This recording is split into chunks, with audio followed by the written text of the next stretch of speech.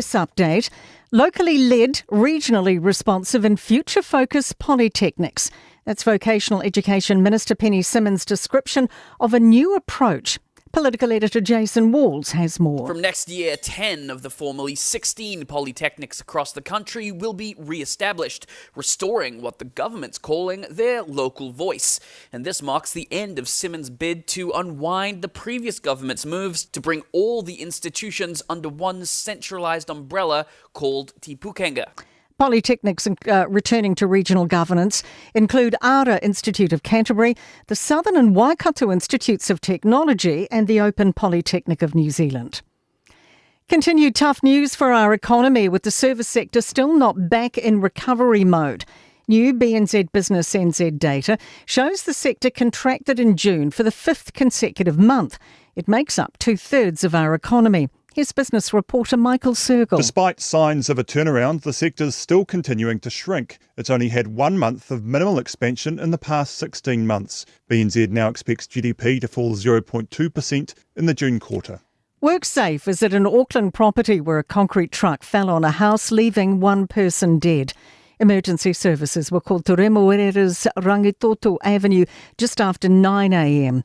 WorkSafe says initial information indicates it was construction related. The property owner wasn't home at the time. It's being renovated. The mother of Malachi Schubex says it breaks her soul that his daycare knew he had injuries.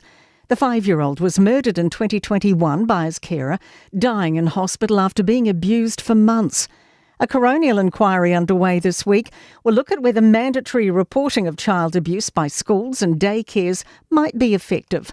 Jasmine Cotter spoke of the frustration of trying to keep her son safe while she was in prison. I understand that Malachi's case is going to be used to bring changes, but nothing has changed. If anything, he's become another statistic. In sport, All Blacks coach Scott Robertson's keeping his cards close on how they'll fill the void left by Tupouva'i for the third and final test against France.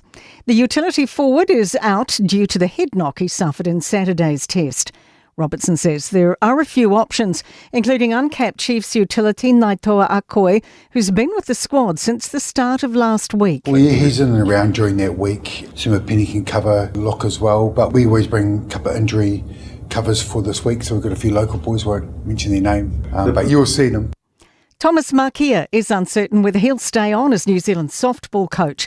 The Black Sox have finished second at the World Cup in Canada, losing 3-0 to Venezuela in the final. That's sport. Ua na ole Radio Samoa, se furulima iwa toru a mo, e tautuaina o e ilaungangana, fitu aso le vai aso. Faasilsilanga I lupe faalele matama whanau a whastauta. E whaantulu atu I paia ma mamanu o le ainga sātuala, o le ainga whaalangilangi. Ai ua mātou valulusia ia o le la au. O na o le ngā luenga o le manuanu tāpua ia le whakasa, o loo fausia I te tonu siu tātou nu.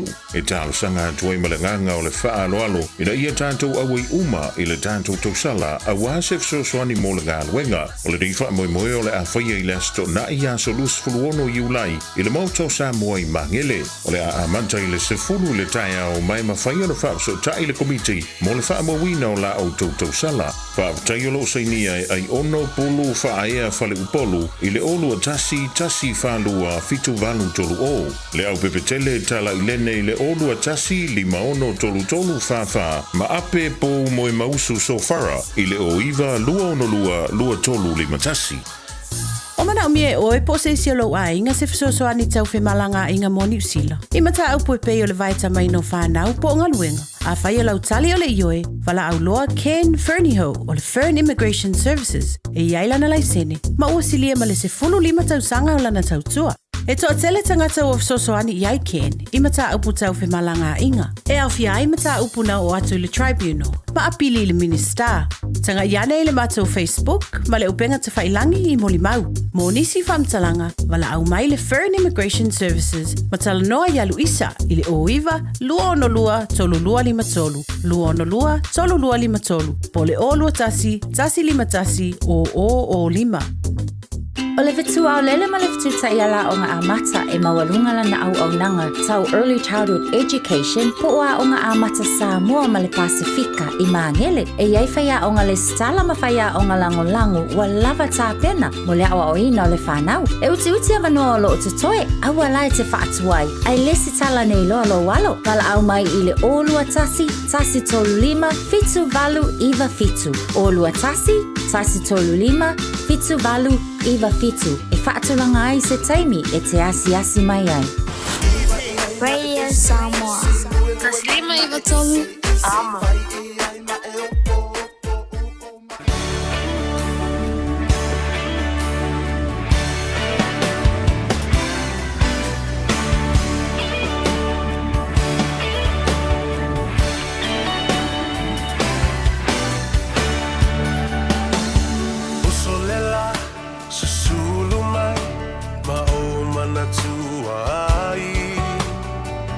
Samoa, le nu'u o te nofo ai. Pe wha pe whea, na ngalo atu o i lewa ai. Samoa, o le penina, o te fia i ai. O solela, susulu mai, ma o mana tua ai. La u Samoa, le nu'u o te nofo ai. Pe wha pe whea, na ngalo atu o i lewa ai. Samoa, o le penina, o te fia i ai. Rangi mai se matangi, e momoli atu ai. Lo fai la Samoa matalasi. Angi mai se matangi, se momoli atu ai. Lo fai la Samoa matalasi. Ia, talofa lava le po ia mawalunga o le whaafonga tapuai. Ia, mai se fo i o lau sila mai moa i le amatanga o le neiva i aso fau. Aso ngafua, aso sefulu ma le wha o le maasino i ulai, lua afe, lua sefulu ma le lima, i na ua valu minute o te aileitu lai wha. Tātou tū la lata fo i le Gagaifo Faiva o le atunuu, ia ma le manava o ngā luenga, i na ua ngā e fo i le nai le tai au. Ia mala usu le atunuu, i ona tiute ma Faiva masani wa tofi ai.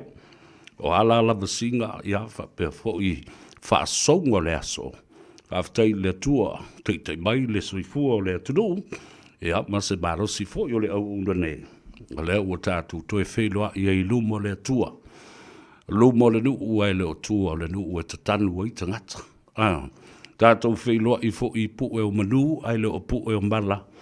Ia ba ua tele ai tala i manu ai titi mala. Ia e ui lava fo i na whaalongoina. Le tangi tui ma le leo i rama. Ola o le wala aupa ia le atua o lo ufutia nisi o maftanga a inga e kare sia ma whaalapu tonga o tātou tangata ona o le wala aua le atua peitai. O le finangalo whaito tasi o le atua. E le ai seisi e tū ma te iai. A wā o le bua e le fuatia, o le tau e velo le maninoa. Ia o le maa fo i e tongi, whaatō le moana. O ia nā te obaia, o ia fo i nā te toe wha fo i atu le tangata. E le nofuanga pa ia o le atua. Tātou on sain.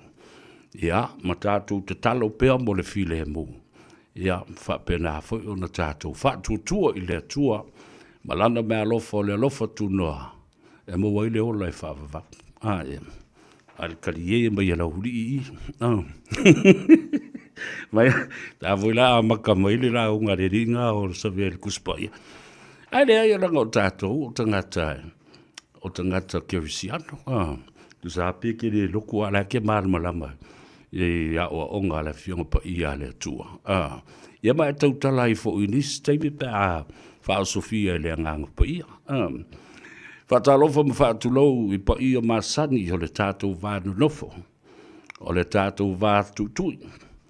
Ia, awa po ia mamalu whaale malo, po ia fo i mamalu sautua whawhawha whaale agaduu.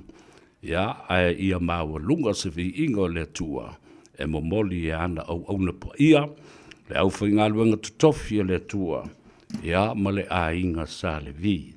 Malo le tatalo, malo fo i le whaatotoa, whaaftai whanondo manu i le tua.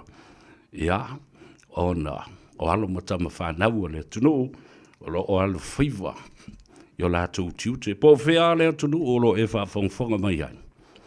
Ia, po whea fo i le tafa o le rarolangi. Ia, e ese taimi, ese aso. Ia, a o whea fo i o atu i le balosi, o le au nanga ma le tautua wha wau le siu whonga o Samoa, le Radio Samoa Sfulima i Vatolu, a mo i au kilani, lei a taua sa vea, leulua i ali i pestata ma le langi, se Yuli, Al Harrington, tumun vaule nei. Ia, o tātou wheiloa i fo i le anga le lei o le atua, a lole soi fu manuia. Tonu, ia, e o la fo i le whaatalofa, ia te utou, ma awhi atu i tamam tina mātutua, tua asina sino le atunu i maota malawa, o maota ngase, o whale o tangata mātutua, e le alu lava le tātou porkalame. Ia awhi atu foi ma whaatalofa, ma o whalofa ia te oe. Ma le whaboe, o lo o manuia oe, o lo ta au i le leilo tino, ina ia mawhana whana. Langa o leo o tonu ma leo foi. I le taimi o le tau malulu, ia e sau foi ia le malulu, ia mai ona whaingata. E pei o wha ma i ese, o le fulu o le fulu wha li, o le kale, o le mawhatua, o le mamafa, o le isu, ia wape na foi ma le ti ngā o le wha i. Bea umana e sau le fulu, e sau ia le tau malulu, mau mai. Ia, ai whaafitai le tua, lo malutia, lo tau soifua. O nā whiane leo le whaatalofa ia o te otau, pa ia maulunga o le tātua tunu o mafuta mai lunga o penga ta whailangi. O le tātua Facebook page, o le Radio Samoa. Ia ma le tātua YouTube channel. Ia ma isi fo i fola e pe o le Instagram, o le TikTok, lele ei. O ka kipi so le kangaka mawhai ai, ia lako kifinga i lunga o le social media. Ia whapea fo i le Twitter, nale o sui, e le SpaceX, ale di o Elon Musk. Le wa kuli e Donald Trump. Wala na whainga malo. Ia wa le vienga e kupu le mo le whaatau o le palota.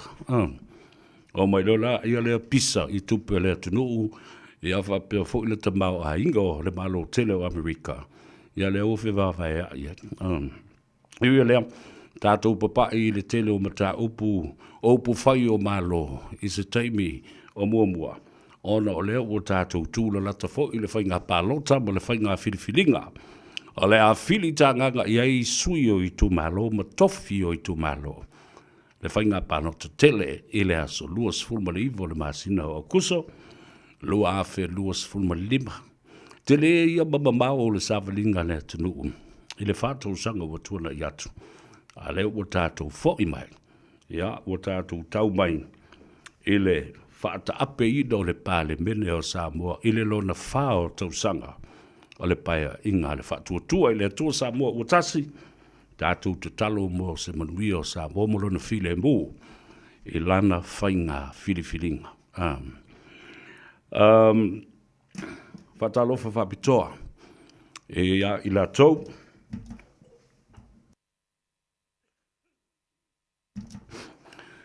olo ua sia i tātou le nei foi vai teimi o le tau sanga ma lo le malanga ma malu o Samoa lo malanga mai le ngata mai le tātou tunu pele i Samoa mo na lau whanua me ele whapena fo i i la tau lo malanga mai Australia, Hawaii, Amerika ma isi lewa fo i atunu o le lalonangi. I le nei fo i atunu o maluru o tātou au mawai manopia i ai Samoa. O avea mo tātou a inga lona lua. Whatalofa apitoa i a te oilo taunu mai le lato i le taima, le lato i le ea, le lato i le ala. Whatalofa apitoa i le tina le ainga. Le fionga i a fuatino wha mele a via. Ia, whapea fo i le fionga le swafa, ia le malu tau moe. Ia, ma le whanau. Ia mai lātou o taunu mai au ki nani. Palo le malanga, palo fo i le fulau. Palo i loutou lātou i le taima le lātou i eo ma le lātou i ala. Faiva o Samoa e pei ona māsiri ai. Faiva e whai le ngātai whale. O Faiva e whai le wātea tea. A o Faiva foi e whai i le tua sivi ma le tua vau. Ia a o nisi fo i ngā lulu e tutonu o ofisa. O potu wa onga, whai a onga, ia whapea fo i. Ali malu le malo, a wātou titi ale i se ngā rua ngā niusila e le o iai, i alo mata mawhanau le tunu. O whale whai ngā ruenga, o whale ngā o si mea. Ia, o whale mai. Ia, mauta ngā se ngasa i vaenga e se ese o le tunu. Ma soo se Faiva lava. O auto Faiva ala whilima, whaatalo whai ate. O ema wha amanui atu foi. Ilo ono sa i le nei aso o manatu o le aso ngafua, o le aso tuli ngata. E whaatu tu ngata ta ngata le tai au. Awa foi le ua umatu ia. Ia lea fo i le weekend. Ia po le whai unga fo o le vai aso. Ai a o fo le aso ngafua, o le aso sili o na umi o na tuli o le aso. Pia ke fiu ke vava ia tu le vai le waki e kau le mi ngoi ia le vai le waki. Langa fo i le isa ufea ua fai. E ki kuku ma e makamaka ma e whai tau ma mai tau po le halika mi ngoi ia le vai le waki. Ia le ai lo ma se mi ngoi. Ia e fiu e ala ia lea. Ai te vava ia tua ma toa le mi ngoi ia ma le vai le wats. Ia, ma lo le ngā lue, lo le on sai ma le whato toa i o tō Faiva. Ia le yaso. Maratu sa maruio le sapati le aso nafi, ia, ma mua fo i le avan loa e te asi ai i le mauta tāpuai, po le alava, ia, le kale sia, o lo ua e tāpuai ai. Ia, wha mboe sa uru fale, ia sa tu ia maa se fe au tā ua, ia, na momoli mai e le au whainga luenga i le aso na nafi, ia, wha pena, ona wha aftai i le tua i whatia ua sola, ia, ma le nāwa yaso ua mau atu, ua tātou ua o mai, i le amatanga o le neiwa yaso. Mumu atu fo i se tala. Nā o tau si le sila. Nā o na uwhaita tala atu. Ia nā fo i ua anga i atu. O le aso tō na ina se i mawai atu nei. Lea na sila mi o ai ma mai moa le atu nuu. I tawhai fio le lalurang. Ia o tau nuu. Ma to ai tau nuu le sa fo lau o le. O le ainga whatutua i le atua Samoa ua tasi. Fast party arrives in Savai. Le motu tele i se la whai a Puleono. Ia, nā fui nāna te tala i ma le mea ta o le campaign period. Ia, pa o le taimi tolu a lea o le whatosina. Te tala i whatosinanga. Ia, ai le pose lilo, wa lewa na whaiwha a lawi loa a isi fo i pāti whai, ia le wala o tātou o mai. Le whātua i le atua Samoa ua tasi. Lea na te tala ai le avei i le astona i na se i mawai atu nei. I le apita. Wafa mai ai so le apita o pisanga. Ai au tultonu. O le apita o pisanga. I ele malau whanua. O le malai fui fatu o le tua o fui fatu. Ia. Awa ia sa la whai. Pa ia i ainga. Whale fia ma le whale sa la whai. Ia, wha pia fo le malilenga le mali atoa. Ia, a o le tapua inga. Ti o malu mon vai, su o malo na inga. Wa malo, tali malo le lei. Ese le matungo fie, le vava ayatu, ma le lofi ane o le atu nuu. Oka. Na bai o le asto nai. Vai le aso le nafi le sapati ma uru fale i o le atu nuu. E maota tapua i ma fale te talo. Ma whaalongolongo le launga le whaiwhea. Ai o le launga le whaiwhea, le lau whaalongolongo iai i le aso tōna i na o tala le avei. Ia whapena fōi le manifesto le manu lau ti, ma le ana vatau a le whaatutua i le atua Samoa ua tasi. E matau tia. Whai mai e a le saunoanga le sunga le li whaiwhea au ia pa napa whata to'o. E whina ngalo le atua. Tātou te toi fo'i i o tātou tofi. La tofi, ele. Lou whaasino manga. Awa o Samoa, o le atu nuu tofi, ele o se atu nuu tali ai. Ele o se atu nuu e whaatalitali i tūwhanga mea ai. Pe whaatalitali fo i se i o atu ni tangata tufa tupe. Pe o se atu nuu fo i, e alu atu se tautai. E tango ile muli o le sangone o le ola. E avane se i a tali ele sua le atu nuu. Au tū le nā o le launga le atau o sa vea i le asu le nei. Mai fai pea se i o ina ulu fale. Ma no fa fale ia sa atu ia ma ai fina ngalo ma loto o le atu nuu atua. Ina ia e loa ai. Ma tā ua ia te oe. Ele o le mea ai, ele o le tupe. Ai o lea. O atina e ina ia fua mai. Na whabatala e le whaife au. Le tala e winga i le tamo o Iosefa. Lea na whaatau e o na uso e kupito. Ai oso lo ma leonge. Tuu mai loa e lea tua leonge. Ia ai kupito. Whai le biti a Farao. A ami sa ia Iosefa e sau e whaamatala. Wa ai e povi la popoa e fitu. Ia tama i povi pa e fitu. Ia pēna li liu mai fo ia povi pa e fitu. Ia folo patato ia povi la popo a pepeti. Lea le whauinga ina e Iosefa lewaenga. A waifo fo i fusi saito, isi fusi saito. Whai mai le tala a Iosefa i le tupu o Farao. Ua tau mai lau miti, ma ua whaali mai e le anganga le atua. Ina ia tā pena le nu. O le a iai le teimi e ongi ai. Wha pena le wha tustusanga le mea le au o ia Samoa pe a whai o le a tufa le tupe. Tufa le tupe, tufa me ai. I nā o se lau waso mua mua. Pe a toi fo i mai sisi whai ngā malo pe o le iai to ino tu le epa. Malana hero pipi. Ia, sau ia, la uli ia, sau fui la uli ia, malana tufa ngā tupe mal fast. A o le maria la, o le tufa ngā tupe a le sunga la uli al maria to, mal fa tutua i le tua Samoa ua tasi. E ta oto mai ai i tua ma le atinae. E mafu o le tala le nā. Ona o le miti a Iosefa, o le miti a Farao. Lea na wha amatala Iosefa. O mai leonge ma ua fia ai le atunu. Ma le malo Farao. Ai kupito. O mai tangata e tu lei mai o lātou whanua ina ia whatauina le tupu ai ia vatu ni mea ai. Whatu Iosefa e le ai le whaia hoi whapena ala kako amio. Toi mai wha mai o tupe uma ia na tufa mai. Mātou te mana o toi whafo i atu whatau mai ai ni mea ai o mātou fia a ai. Ai whai aku Iosefa, oi ora koma ngaku, ko kia o mai la e mai ko kupu, la fo i fia ai le kupu i o Farao. Le mali lia tangata, ina ua tali atu Iosefa.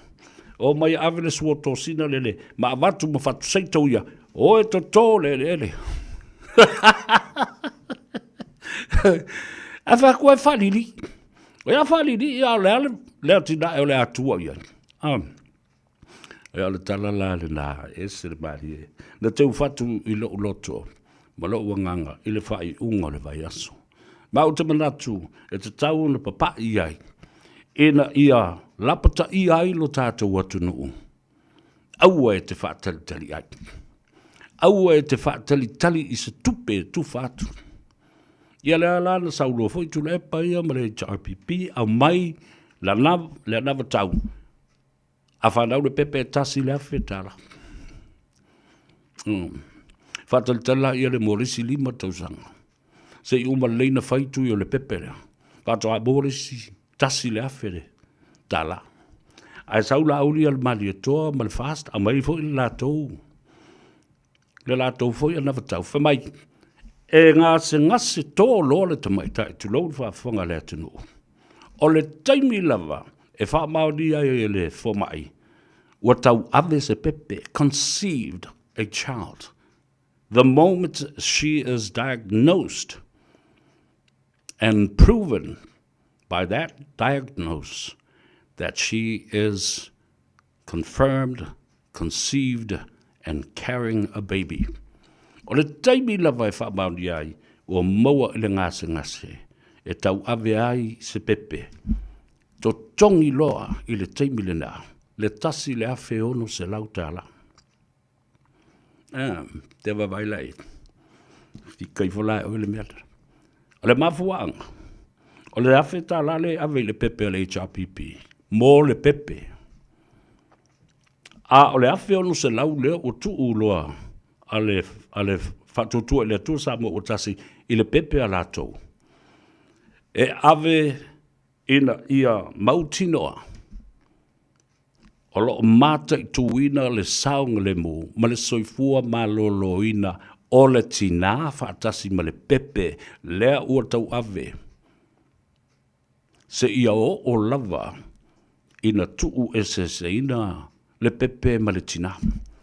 So you see there, ladies and gentlemen, the difference is the focal point by fast for that 1,600 tala is not only for the baby, but the focus is on the mother's health. Yes, how?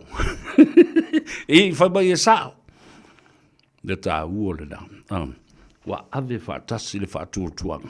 Ua nā o le pepe, ai o le pepe malono tina, o lo tau aveina, le maitanga lea. A o le io o le tolu tausanga, ua toi mau atu le si afe tala, ma le si afe tala, o le mau aila ia lea, o le tolu afe, ono se lau tala, ma le olua i lua se lau tala e tu inatu le limo le tina, ile masina mua lava lea, ua iloa ua maitangai, ona ua wha maunia mai, ile li poti ma le pepa al whanma. Tō wawaila iei, tusala ua tolu afe, walu se lau, le tupe le pepe le fast, i to tolu o le tolu tausanga. A o le pepe ale HRPP, e lua afe i le 5 tausanga. Te longa lava e matua ma umana whaitu i le tumai te tiu a tolong 5 tausanga, o le aalu le aonga whaateitai. Ma le aonga a mata. Ona whaato a maua la ia lea, o le nā whaamrianga. Sisila la isamo. E mama lava mea ie loto mama. Ma tu ina tu luma i tātou te vase ma peda ma mai ioa. Ma mauti no ai lea, e lea tunu. Fea e whai i ai lau whai unga. Na fo le beta ule da. Tau o tele le tau longo ma wha amanino le lei. Ia manifesto mo manu lau ti ba na vatau nei. A wai mala malambalo i ai lea tunu. O na whaia lea o le whai unga tā ua ma le tala whengai.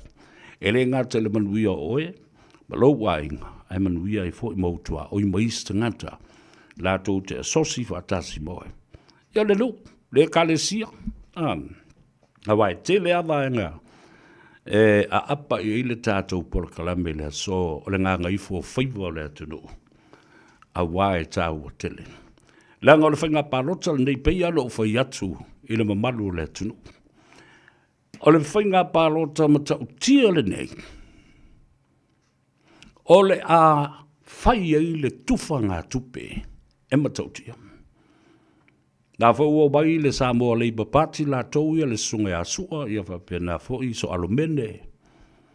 Mai la tau uma. Sua le atani elu.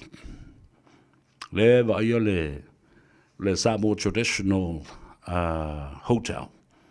Ia whaia fo i ana ia whaato anga. Ma ana fo i ati nae.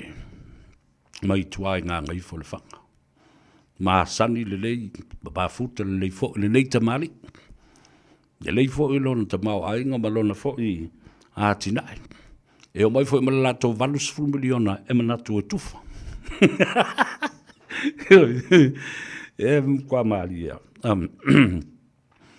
Ia, o le sila la ia le iai. Au te fia taula ia te oe, wa le umana fai ngā tufa ngā tupe ale anoa, ma au te le fai atu. O le anoa maa mua, po le anoa maa lona lua. Wa e lua anoa maa. I lo mātou tu malo amata mai o I whāma, whaasolo mai ai, whale vau, whaasolo mai I whale apuna, o mai lufi ma. Sā lua whata, o atu e fosi ewa ma sā le lesi, whaasolo atu ai I solo ma lua atu anu. Dea lava ua whaalongo iai, ma ua iai fo I mea whaamaoni ai. Pe a whai e tūla I mai se mea I le no manai. E ave ai se mata upu le whaamsinonga. Ioi. Ai paula le meo ke le fifia. O la mea o tufa hai I nuu ia I tai. Ai le se mea ave I uta I le nuu o tanga lo matua ma muli talo. I so la ua. Ya lai le se I vava ai ai. I wha maubonga ma mea o le atatu o fo I ai. I se teimi o iluma awa ele o tomba mao no papa ila ia lea. I le timeline, the timetable, lea o whaatanga mai e le fionga le whaamsin sili ma le whaamsinonga. E muli ta iai ina ua mai o le talo sanga. Le komsino o whainga palota. Whata oto mai. La la fua o le teimi. E ma whai ai o na whaia tangi whaasanga a leisi tangata palota I leisi tangata palota. Ma leisi sui wha o rioli tau wā. I leisi sui wha o rioli tau wā. A le ale umi e wha ngā solo ai wha msinonga nei. Ia malu I tau nei. Petitions and challenges. From a voter versus another voter. Or from a candidate versus another candidate. Sui wha tu, sui wha rioli, fe tau I malisi sui wha rioli, fe mai ke le anga wā. Mana tu ala petitions uma nei malu I tau nei, I tau na whaila. I le wha amsinonga māua lalo po le district court. O e nā e ilo mai tangi nei. Au lo uitu mā lola. I le ngā ngaifo. O whai, ngā ngaifo. Numero tasi. Na o le luanu. Na o manase ma sa fotu. Pa ia whaasino a wale li o le tūru te lenga e alavea. Sa o e whama sa umalau. Ia wha peo fo I lea tipo liu ma le whaasau. Ma malu I le fio ngā teito mo nā lo tusa ma le te le tau a sa. Na le luanu. Ala le mea lewa tūla I mai nei. Luanu. Ai wha. Ia sui tau wāla ua tā mo e mai ai. Wha sui tau wā. Ai au tau si le silo fo I le lola pālota. Ale I tū mā lolea. E luanu. Au I o te ingoa I le swafa pestata mā le langi. Na o manasem sa fotu. Ele atoa se valu se lau tangata o le atama I tū mālo. Ai tasi le miliona tā la. Le polo keti lea na tā alo. Tasi le I tū mālo. Lea o alu ala whaasolonga. Ele iai whaatasi ma se teimi ua tāo fia ai le lātou se. Le ni po le se lātou li poti. Lea ngai whaamaoni tangata. Ia mai a lātou li poti. Ua mai a le lei o na sue ma o tita lātou li poti. All those audit reports were passed by the select committee. Ia pole committee fo I lātou te wa ia fono whawai. Ele atoa se valu se lau. O tangata pānota o le tu malo lea na o le lua lava whiua. Ia mai fōringa mai pei ai a tasi le ai. O le tō whāla o sui I tā momo o I. E tasi le sui o le whātuatua I le atua Samoa o tasi o le whatalenga le o le tū la vea lau a folasa Ioane Paulo. Tasi le sui mo Samoa United Party mo le I tū lea ale tamaitai pālemia o le malo tau ave o lo iai le temi le nei. Ai lua sui o le HRPP o lo iai. Ia. O lo iai ia le toa wha ia la vea, tupa I matuna, pese tāta ma le langi lua. Ia, whapena fōi ia le sunga, ia fiso timu. Lua la sui nao le HRPP nao lo iai, tasi le fast, tasi ia le pati ia le tumaitai, pa le mia, o le malo tau ave, o le SUP po le SUP, Samoa Uniting Party. Le la ui loa tunei. Ia, tasi le sui o le fast, tasi le sui o le SUP, lua sui o le HRPP. Ia, tātou tilo ma mata le iai. A ole mea maria la le o tūlai mai nei. Wa o mo le sāundoa ma pa u. Le vāngana eri I sao. Te leinga la vea ma sao e whā. Le mai o tau u maia. Le o tu wawai atu nei. Le koukeo mai mo koukang kupe. Vai le tō whā le u mo moli mai. E la vea ma sao e whā. Dati po niu ma le whaasau wha pia fo I la inga sau malau ma le whionga a teito malo tusa. Te leinga a tau a sa. Ngā ngai fo maunga numera mua. Whai mai. O mai la. O mai se I tātou tala noa ma whale, ma so le pule. O tau oma ia. O ta mali I ma whale upolu. Lea o mai e tau wae to o wha o tau. Pule o tau. A o tau mana na o e wha whiinu. Le nuu, ma whaatau ma mafa le nuu, ma tufa tupe I le nuu. Ma le tātou I tu malo wana alua nuu, whai le mea tau te mana o e whai. Whai le mea tau te mana o e whai. A leo a mai le tō wha, a la vea, ma sa o e wha, ma le I tu malo. E sa le fustangi. E sa le fusutangi. La le wingo le tala le la. Le tō whale wa mai le paia ia inga ai mese le li o le tūma. Sao malau. Whai mai tūwhala. Ia inu ma ai le nu. Ai aua. Ne I alu e mamoli sautangi I le malo. Po le wha amsinonga. Pea umbal whainga palota. O ai tūlai mai. O le nā. E tapu. Tapu lo to e lo alue. E ave sautangi I le whaamsinong. Le o kou sori kula whonga umale kei mea kasi. Wa kua wa ai I le tō wha mapo to ina. Whai lea le mea. Whai o kou o mai makang kupe. E whawhanga le nguu. Whawhiingu le nguu. Ma whakukumu kanga le nguu I tupe. Whai le nā. Ai pule le tangata palota. Po o ai ave e lana palota. Pule le tangata palota. Po o ai ave e lana palota. O sui e to wha tasi le wha tutu e le tua Samoa o tasi. Tasi foi le sui o le SUP. Samoa United. Ai lua sui o le Hero PP. Ia le nā. O le mta upula le nā. E se le maalia I lau.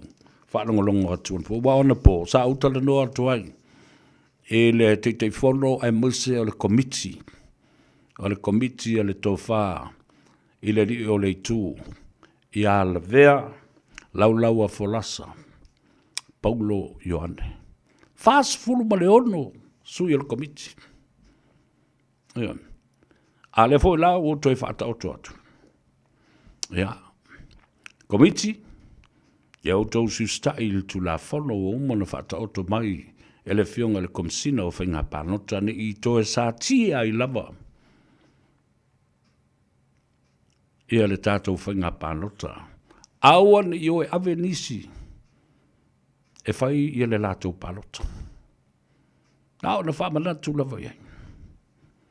A o le whilwhilinga sa loto leo o whatino nei. Whawhetai. Awa nei pule se le palota. A sui uma o le tu malo manu unemia mafiu anga nei alua. Ai le kupe mai le sui, ai le kupe mai le si sui.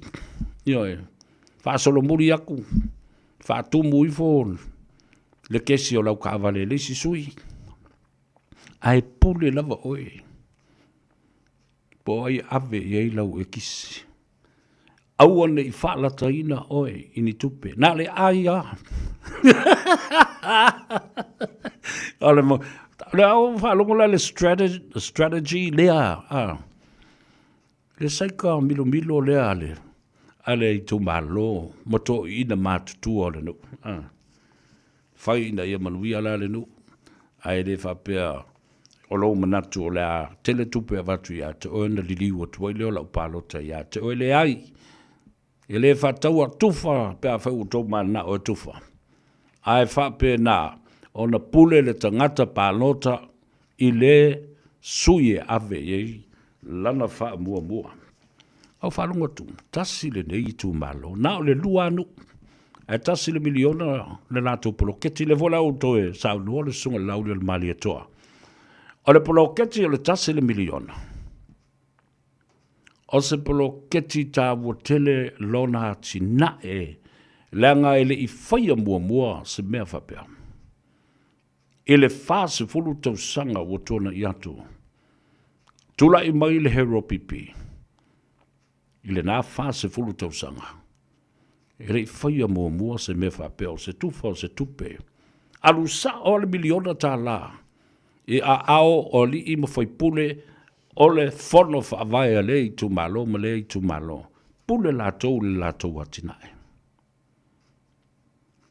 So this project was a very important and significant project that brought prosperity to the people, specifically to the hands of the people of each constituency.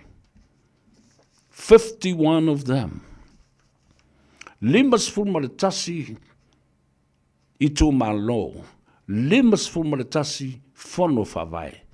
Iwa se lau mon tupu tangata na whawhai ngā ruenga i lalo poloketi nei mo te tongi ai i lato.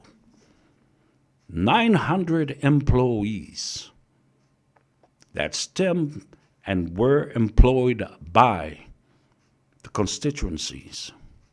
Ma le fono whawai, ali im whaipule. Lala foi la le nai leisi si e tio pēr whapea na yaini wha le tonu. Mani toa e le poloketi le nei o le tasi le miliona tāna. Wa fia la miliona leo o ta oto atu inu. Ma fio anga, ma fono whawai. Tango e whaatele la, limas fulma le tasi miliona. Limas fulma le tasi tu malo. Limas fulma le tasi miliona. Whaatele le tolu. Wa.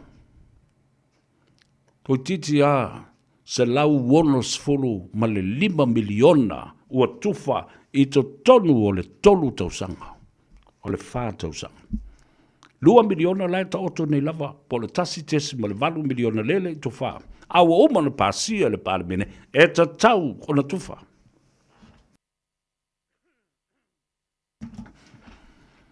Au le lopo le almena ala ina le whaia.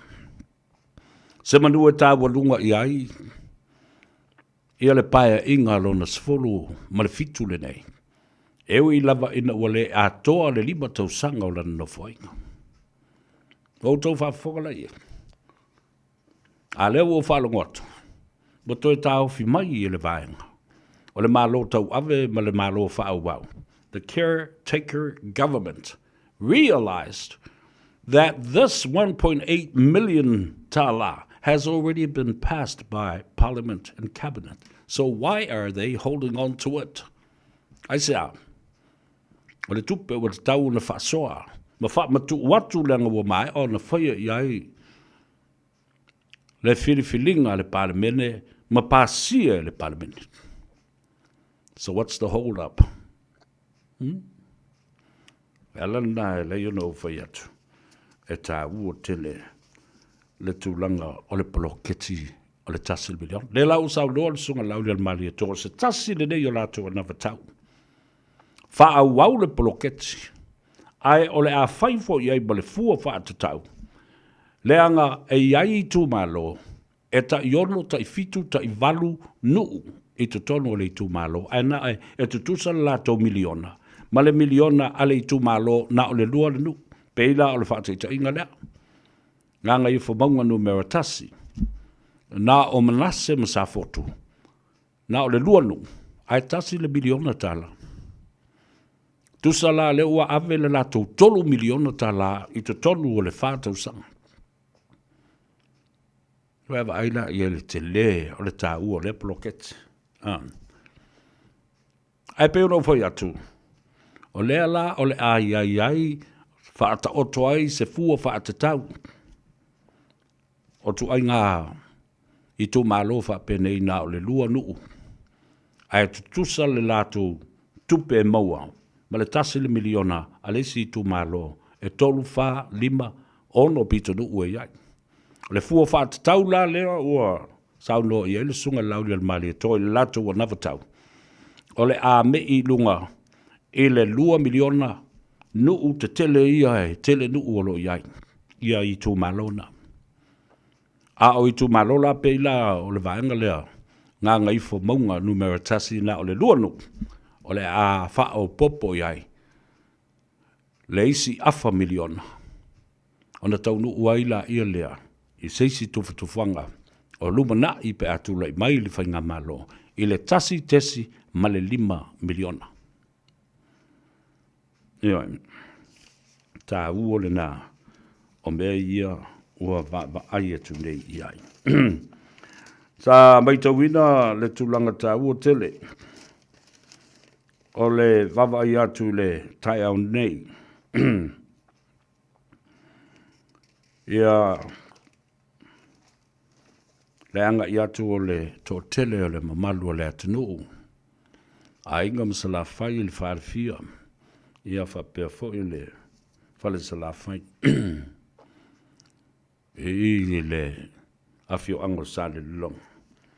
O le tō inga o le tu malo o whaasale anga numeratas. Ia. Le vaenga le sa ta ua o le matanga aluenga o tinam tamaitai.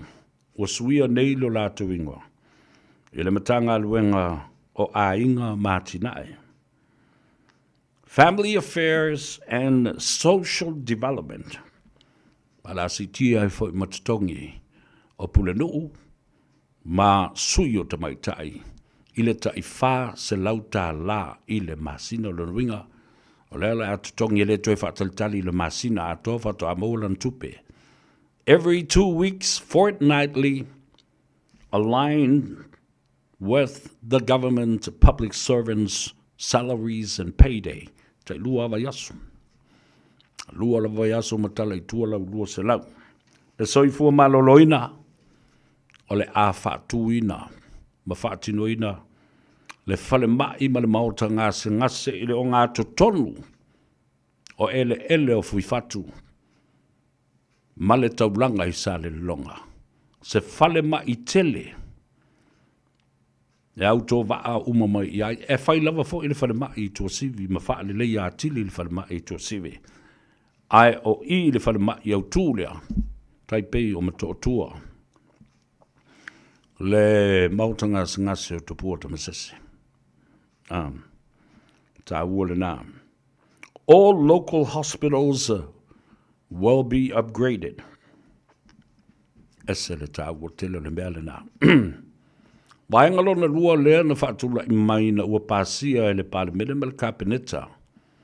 Le mea ta o le medical insurance na tu ue tau la muai. Ma ta i tamai le whaarapuputonga Samoa nubi wha. Whaaputunga tupe le tunu. Nā mata mea mai ai le nubi wha. Ai whaatoa toa. E le tula fono na tusia. Ma tāpena ina e le fionga le teitei fono leo whai langi le whaulanga la tamainia. Mai aso na sei mawai antu nei. Tasi le nā toa manu o le atunu. Le sunga le pali tele. Tavita Panoa Moala. The late Pari'i, Tavita, Panoa, Moala. Ai sea. O le tangata tonu wala nei ma le tamari i le nei e whai e le taurangi le nei. E talo whai ua mali liu toa. Ua mau mawai a upenga o le taua. Ai sea. E ese le tō wha lea. Na o mai e le toa manu manu lea. Lea nga waa. E ma whai ai o na ia tala ina. Wa vau tala ngata. Also the mau a ingo se atunu. Because he was a think tank and a economist. Tangata. O le whaasoso ina o le te mau a inga. E le tutusa maisi. Oisi o meo bookkeepers. E se mea la tutulafono e tusi ma wha mau popo meo. Wa umana wha alu e le te malo. E whaia le whaasosoanga. E le economist ia tupe. Maati nae. Mai mau pēna ma whaia na wha ingoa. Le medical insurance lea ina ia manuia atoa le atunuu atoa. A o lea na pasia i le vai teimi. O le whainga malo atu le epa ma le chapipi. A o mumusu e whaia i aini teunga. Ma whaatu langa loa lo na whaatino ina. O ia pasi le tula fono. Ua maali li e whai. E whaata oto atu la le ala fua. Ma le whaatu langa ina. E le sunga le papali i ao le i maliu. Le au wala e whaatino ai. Ai whai mai. E ma i mau le tolu se lauta la. A le tangata whai sauwhanga. Whapena oi. E le taimi e te le mai ai. Fia tausanga e te le mai. Ai mai lo to lua. Mai lo wafafine. Mana o mia se tau tonga whaapitoa o lo watali. Po lo grandson, po lo granddaughter. O lo ta mama lo tina. E kawa oma le tolu se lauta la lea i le tausanga. Au fe ave ioi.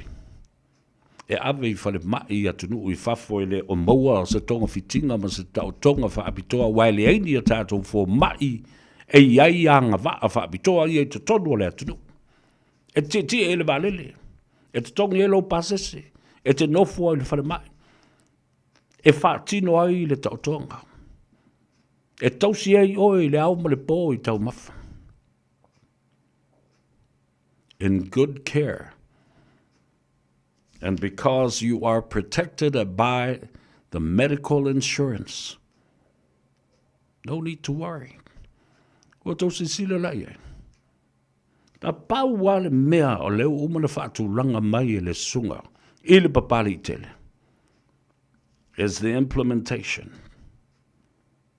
Whaalawi loa. Whaatu langa. Whaanga yoi. It's already there. It has already been passed.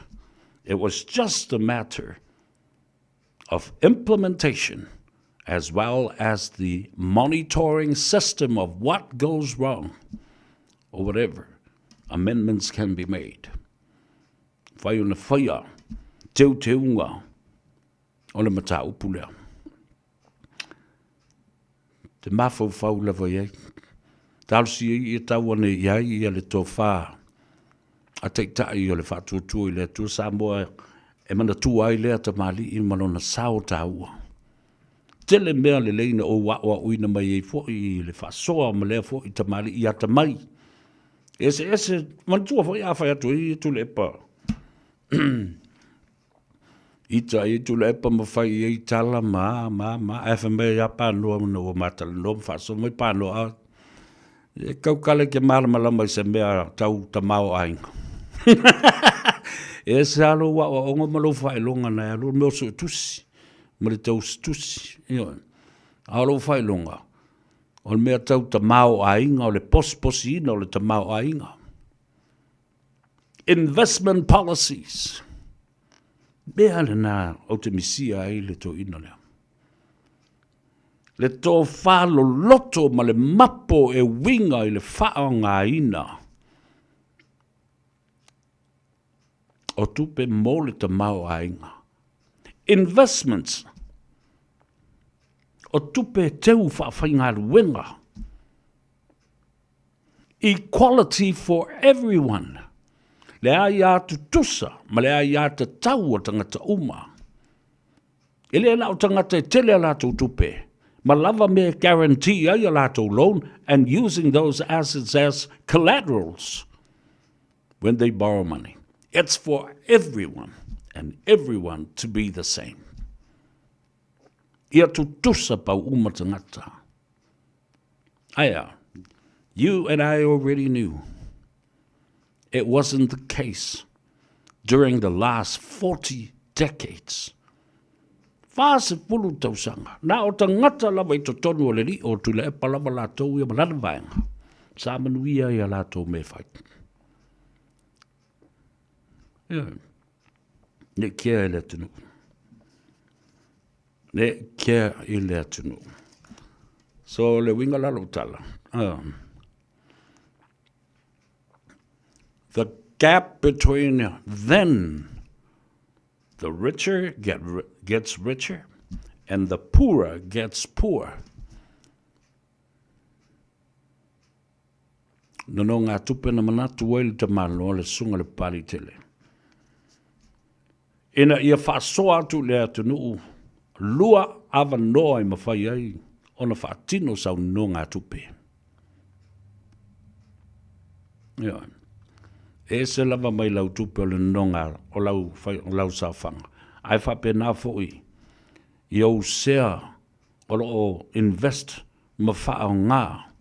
Ma wha ngā yo iai ma wha ngā lua i nai lau tupe. O dividends ma tuftu whanga le nā mulmuli. Ai manatu ia le wha tutua i le atua Samoa o tasi. Ina ia ma whai o na tuu i lalo.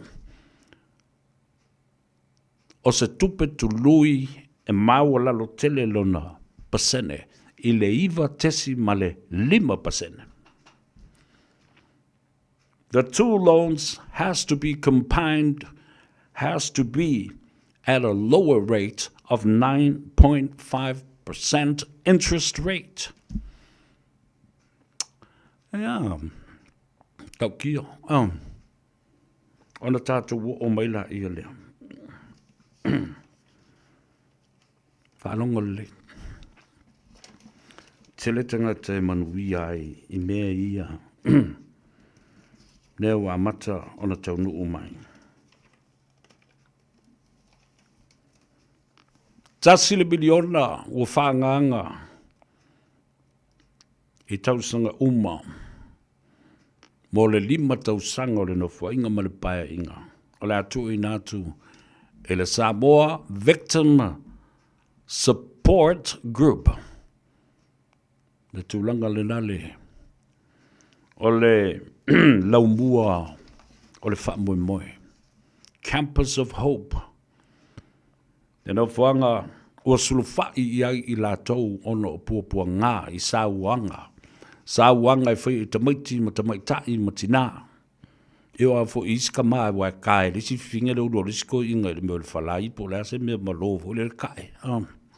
Ia fa mele ko inga skwa e li ma ke se mai lo kai lo wa fa mele kala.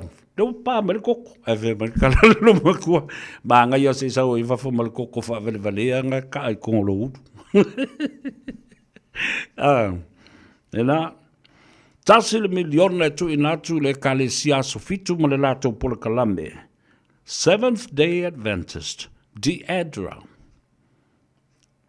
So son iai ia te na o a inga mātitiva. E le mawhai ona lato fausia so lato fale. Pe toso se pae pui pui ai lo lato. Loto i fale. O a isi ngā ruenga uma whapena. Tasile miliona e tu inatu. Ino whanga o lo o tausi ai tangata mātutua. Pei ona iai le mapu i whangalele. De longo i pulotu, ma isi vaenga.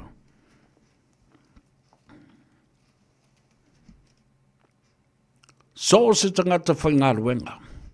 Se I longa lava ua ausia le lua se fulu afe ta la I le tausanga o lou tutongi a toa e maua I le tausanga. Whāto a mawhailo na tipi lau tax. But anywhere, anything under $20,000, it hasn't reached the threshold. So you can start paying taxes. Your PAYE.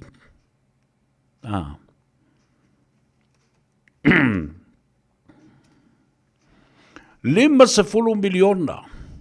Latu inatu le EPC. A yaini a inga. I tua maota, ma tua laua, ma nuu I tua. Ele I o yaini ele tise. E mawhai o na tālo sanga a inga nā. E toso fua o lātou mori. E ei fo lātou ngata. E atu e whaile assessment o le mea lea. Ma le ilo I longa I loa ai. E lima vai le a inga. E ma mao tele o lātou whale I tua maota ia whapena fo I nuu I tua ma ngā I no whanga ngā lue. E vai le sele. Le am whaino so soani le nā paketi ua whaanga mo le EPC. E toso fua I le mori. Whapena fo I le 5 miliona mo le pulenga le suavai.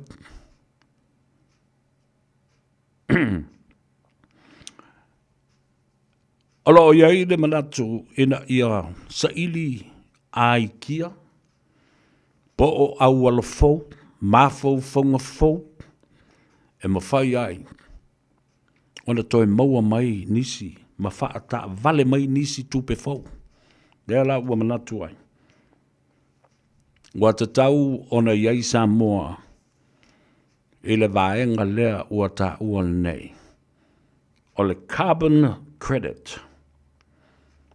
Lana me whai de mea lea. Te tau ona lava la au e tuto. E fua I ai pe fia le o kisene.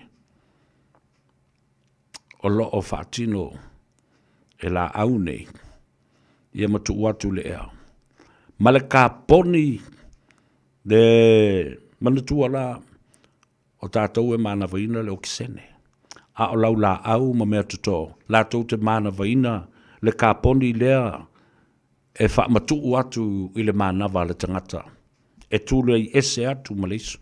Tātou te mana vaina I tonu le o kisene. Ai a sau fafo.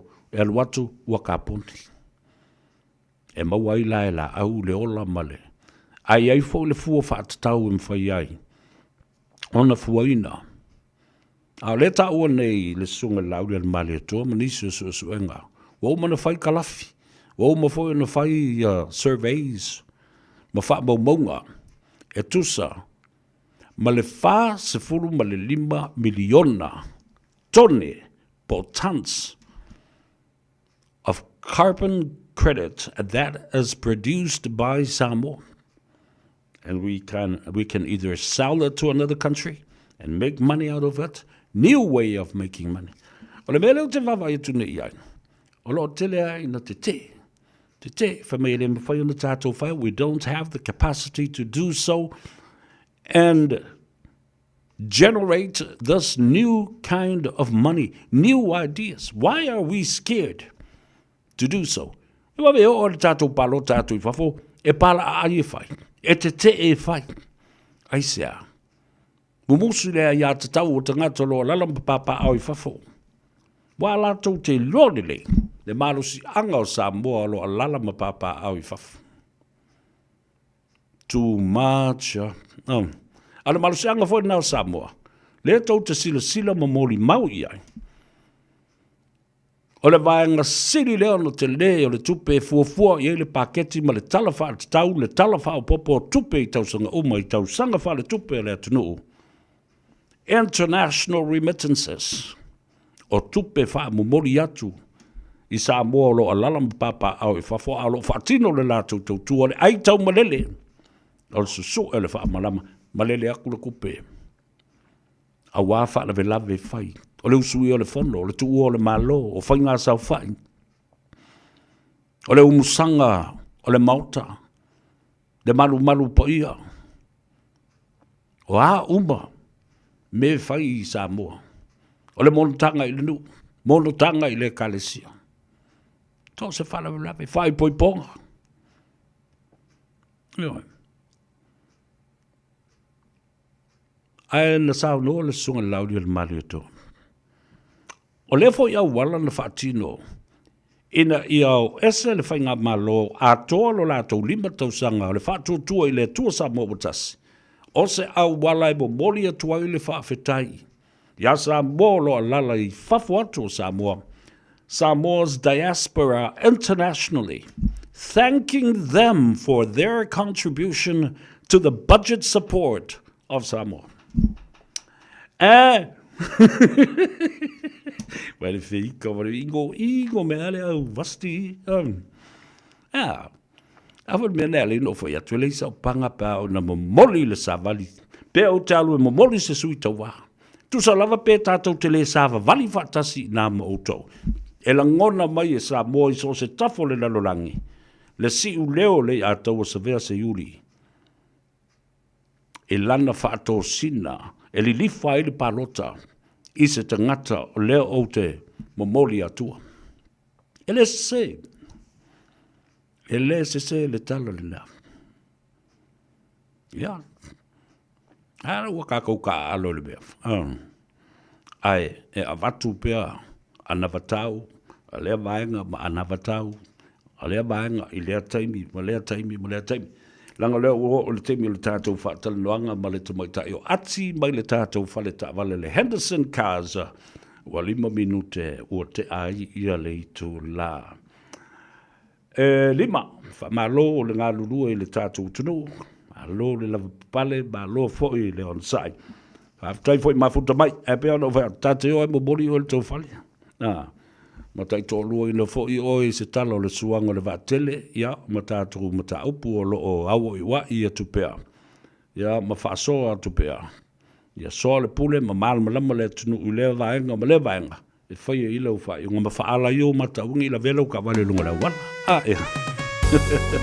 Don't go away, we'll come back and talk with Ati from Henderson Cars.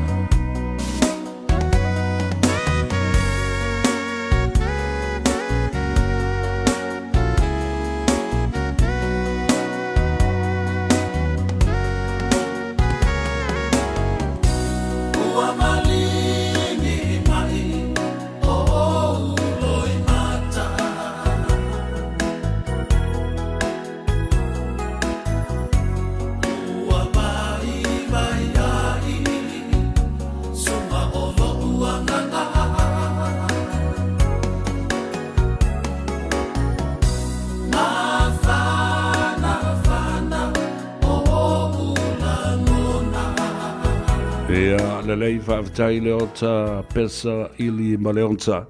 Ya bale musika mana yele na fo le la ke fa du ai anga i le fale ai kaya lo mo lu mo lo ka vale fo le o tu fa vo se bel ta vale lu a wala lu ke le mai lo ulu ya sa fe male a to le ile ta to por kala me pupula fa le o fo fo i lu mama e ora ke mi kaya ka mo lo ulu fe uli jo fe we ke a waka e whafo se i loka maka i luma ngi. I poka la mereri i re.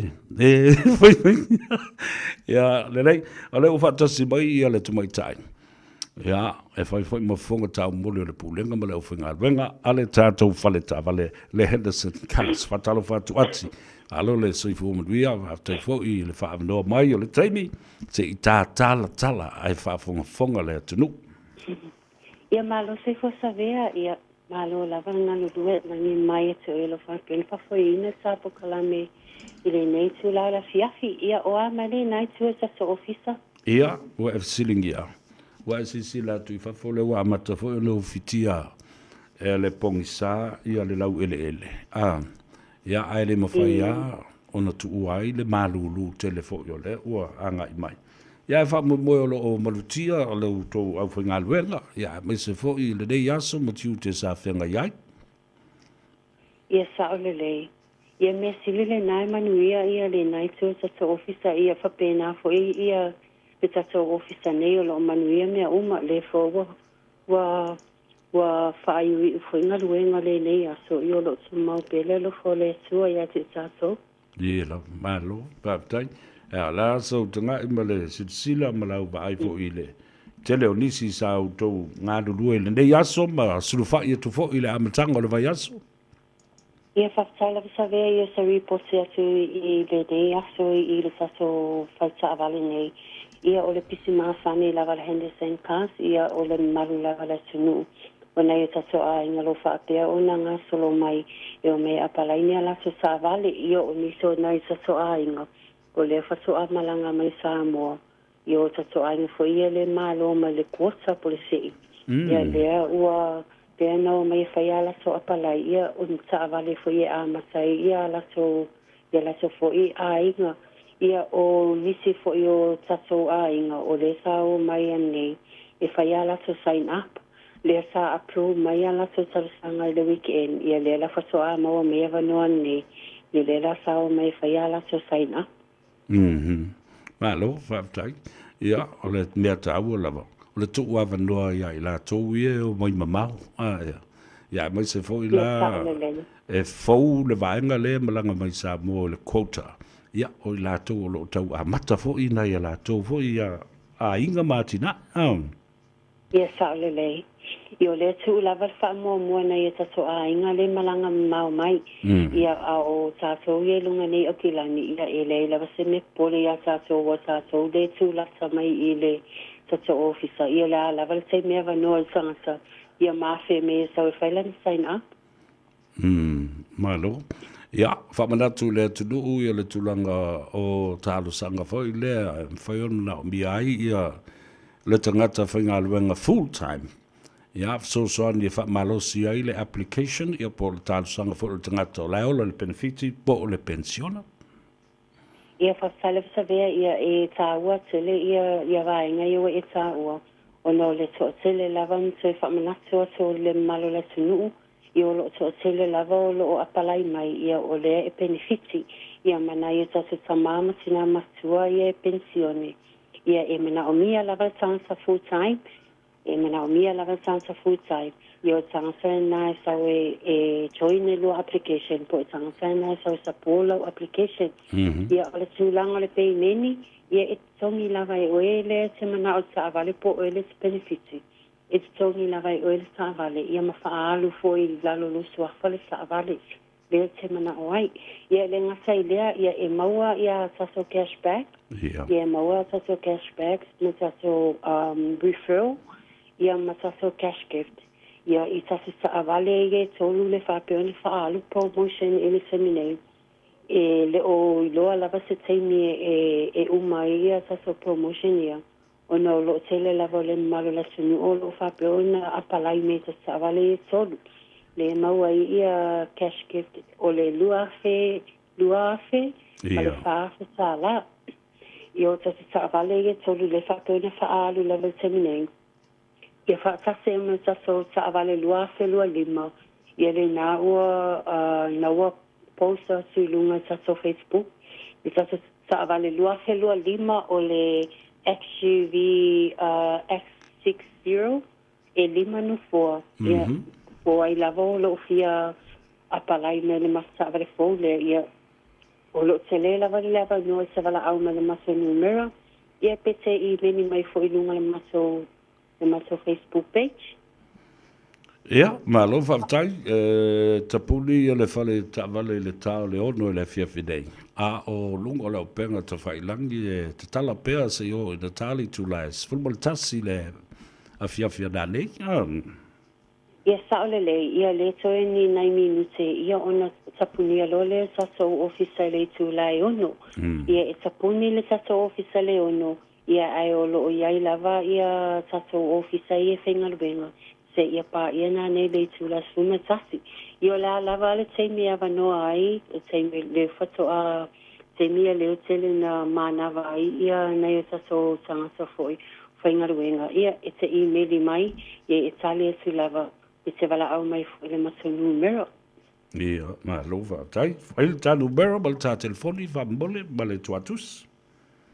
Ia o ai lava lo whimina o mia lava se soani mo se sailingo so sa. Ia wala au mai a o ati I le numero o walu se lau. Fitu tastasi. Ia pete su sa o mai fo I le maso address, po le maso tuatusi. Le tasi wa wha Kevin Drive I papa toi toi. Ia pete I meli mai fo I lunga le maso Facebook page. Ia nei alu le Henderson cast. Pasai lava sa vea mo leva noa. Ia tatoi filoa I tai au le tapo kalame masani. Ia le lei whafte tele lava ia te oe le te mai tai. Tā te whiloa I pēr I le asua tai au. Ai amanuia tele le nei a fiafi ma saungu le bō le toi fo iatu I maonta malawa. Manu ia tele la fiafi alo whasa vea? Ia, lo whatu fo I whasui fo ia mo le te menei. Nā, tamaitai o ati ma le tātou whale tā vale le Henderson Cars e te mau le tuatusi se lau I vasfu ma le wha. Cavendish Drive I papatoitoi manukau. Ia, whapena fo I le lātou telefoni le eise tutongi. O valu se lau. Fitu tasi. Ia nā, alo ngā wala au ia ati whaina waku le atau. E a fo I e kuli mai se ka vale waku oi. Ka wele atau whai, ia ngā whameingi ia le ni ne. Ia le nā, ta ua ia au nanga ma tautua. Nei fo I alo ma tama whanau o le tunu, ri ma tamai tai. Ia, e me whai o na mau ane soani mo oe mai tātou uma. Awa ole mea mo ia, e le sisi fiki ki e se ka vale. Ai, mai se le taimile nei o le tau malulu. E ke alu olu pupusa pe lo mar ka vale le awala. Ai a,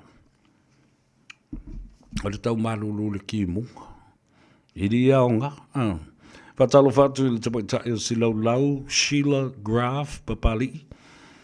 Watching you severe from our beautiful island of Samoa. Tele lau tuila leo te vavai atu ne iai.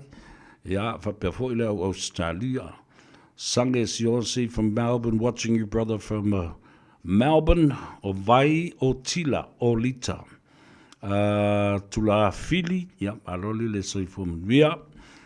Te yatu tufal tato po Columbia, please.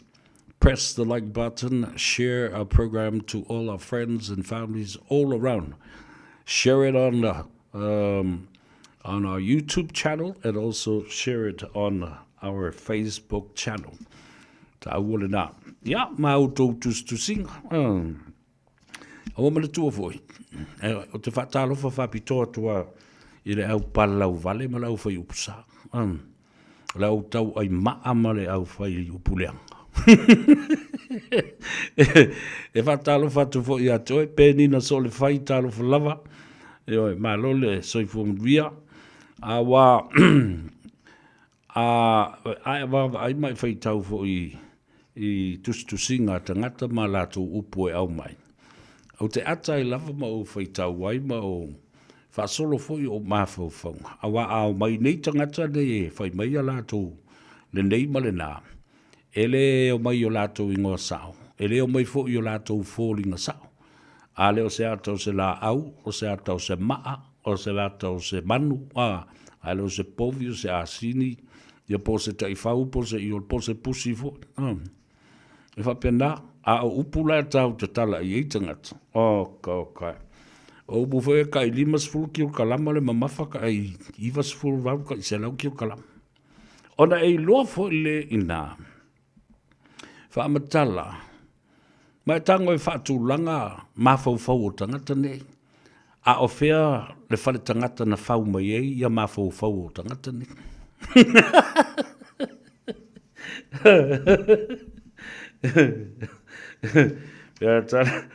Pea le tala atu le pale na whai ana pōla na whaatale noanga. Wa tumu le tātou o tunu o I tangata o le ini mawhauwhau.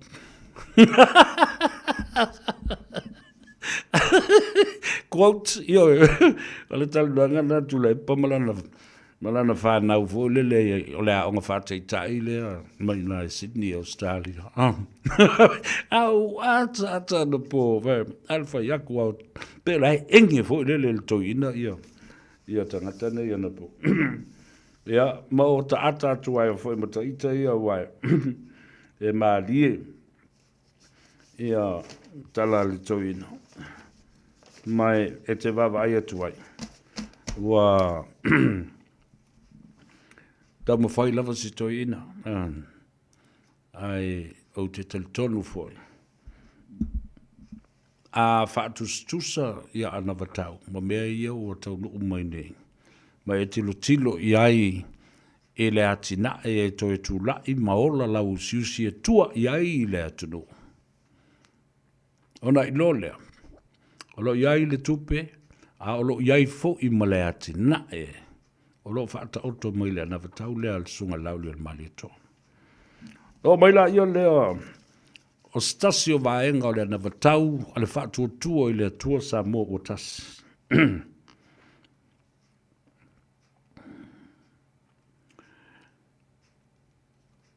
Ole mata upule nei le LTRA. E winga I le toe lesi talaina o whanua whaleanga nu o Samoa lua hawhi malewalu. LTRA 2008. Manatu le whatutua I le tua Samoa o tas. E le o se tu la whono le lei. Ia lata mai lea au. E li ai ma lele iai e apilitia mai ina le tu la whono whavelvelea. Aisea.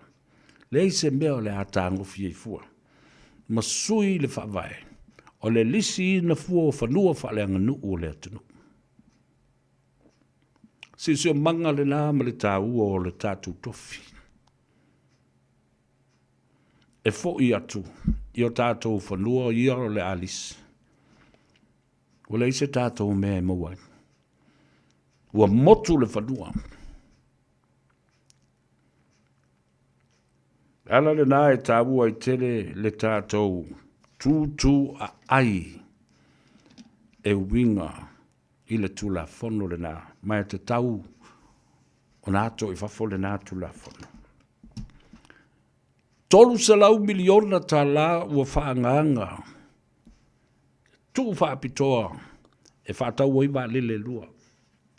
Lua wā lele e tau na whaatau. Whaatasi ai. Wa apa mai ai ma whaonga ina se tasi o vaenga sa o tusi alo I atuai. Ele minsta sa wa aia wa lele sa video le atunu o na dawai tau. ICC ai I le totele. O le kapeneta. I le vai tau o vea fiambe. Ma pale mia a o mafuta ma popo. Le vaenga whai e tolu sfulma lima o le whaatutua I le atua Samoa. Ta sau tusi tuai. Lea lava o o sila fia le leie le atunu. Ai maisi e fo I minister sa lato ba. Ia matanga luenga le valele. Sa u whata oto atuai selangona e tā ua pe a maua I se anavatau.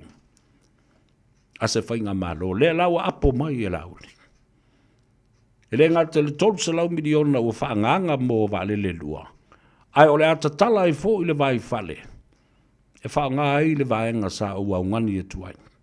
Wa lewa na fia fesoso di atu tangata lau tele o Samoa le ngata tonu o Samoa. A o Samoa loa lala ma papa au i tunu i wafu. To create a platform where the public can work and invest and create a joint venture with the government as well as the Samoa Airways company. So tanga wavala lata tātou te ngāru rue ai whapaanga. Male malo Samoa. Whatasi ai male company valele le Samoa Airways. Afa ye lima se la wafe Samoa lo o lalama papa au i fafu. Sili atu nei lo Samoa lo o lalama papa au i tonu o le tātou watano. Nā le me le whaiai le nā. Tonu le lei taipe o le whai o le nei e. E le malo New Zealand. Le New Zealand le. Lima se fulu 2% e pu lea ma ona ia le malo. The government of New Zealand owns 52 or 55, 58% of the shareholdings of Air New Zealand. The rest, including the Mangere International Airport, they are all public shareholders. Le belalina, e fa tauto mai le malo aia inga fa le tula fono e fa ia na fa tulanga. Fa le tula fono. Le whaatino ino se whainga pa anga whapene, iwa lewa na mana o Samoa ia tunu i whafu.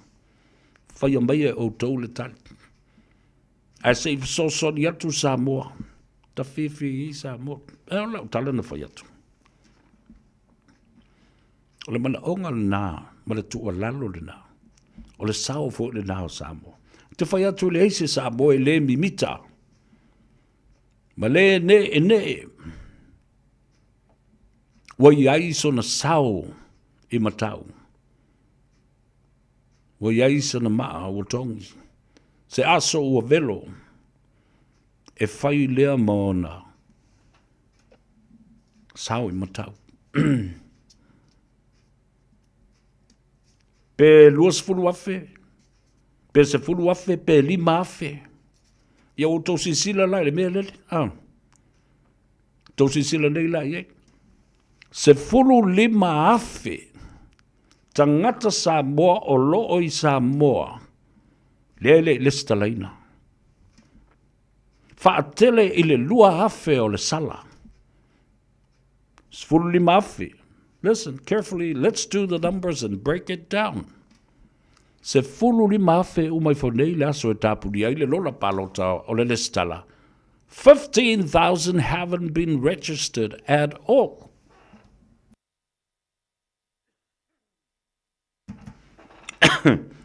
And the penalty is 2,000 tala. E tango lai whaatele le lua afe tala le nā, I tangata sfulu lima afe ia e le I lesta la ina o le palota. Tolu se fulu miliona. Tolu se fulu miliona o le aao mai. Ele matanga aluenga. O le komisio whainga palota. Can you imagine that? Afa pela tolu se fulu afe. Tangata Samoa e ta ilua. Lua afe ale tangata. Ono se fulu miliona. Ono se fulu miliona. When we do the maths and we look at the equation of a joint venture with the public, not only in Samoa, but Samoa with its international diaspora all around the country and the world. Yeah. As I say, whai an wha te te inga whaingo whiere na. O nei loa lola ia lea. Le sotanga o whainu mero nei pēna whata oto mai ele malo ma le company va lele te whai atu lau tala. E a whai o le Samoa lea, wa whaatau o na shares.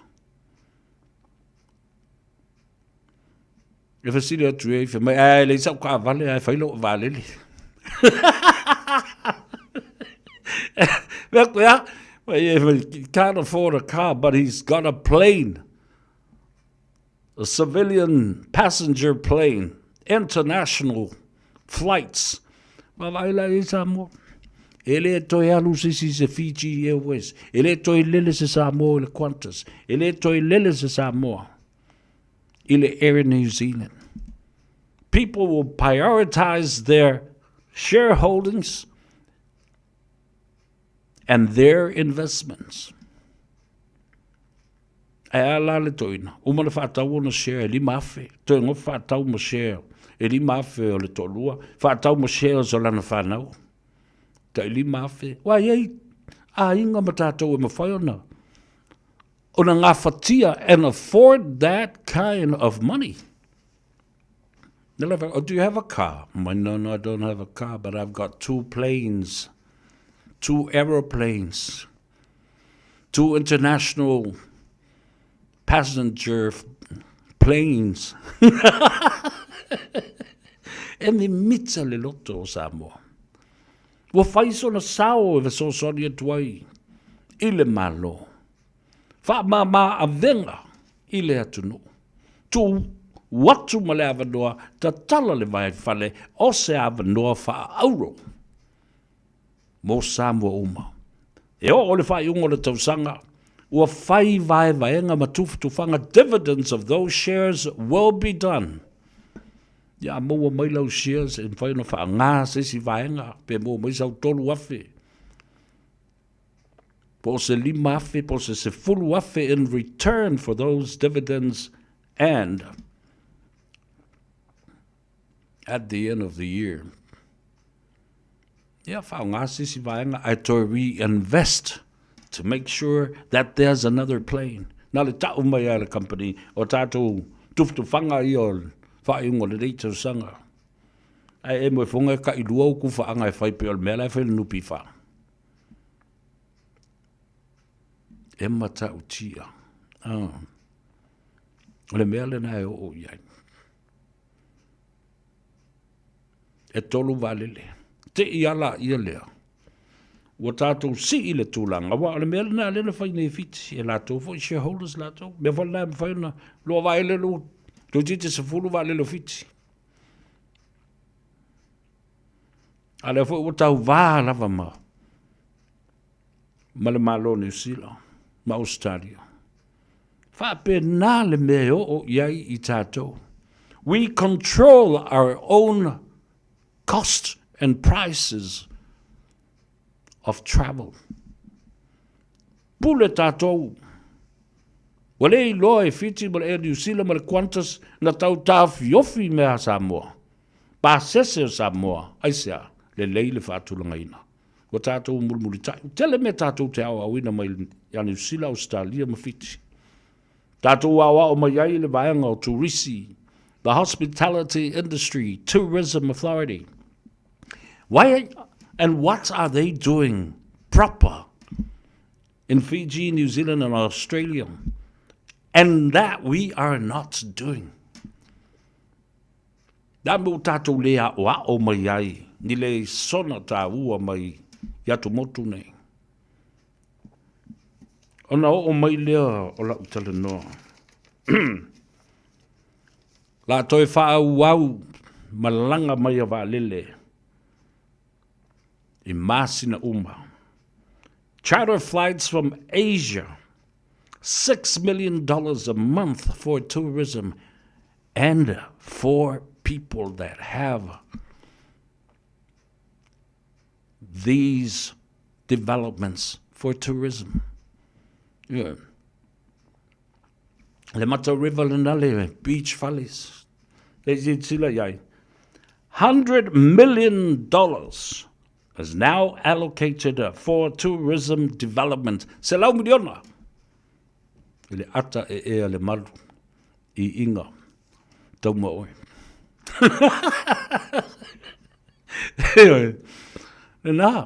Lea dawa tau le nā. $100 million allocated for tourism developments. Beach valleys. O isi tourism guides. Oka le matau tia le mea lea o iai. 50 miliona tala. E ese mai le 2 miliona tala ma le miliona ma le afo tu inatu inu mafio anga.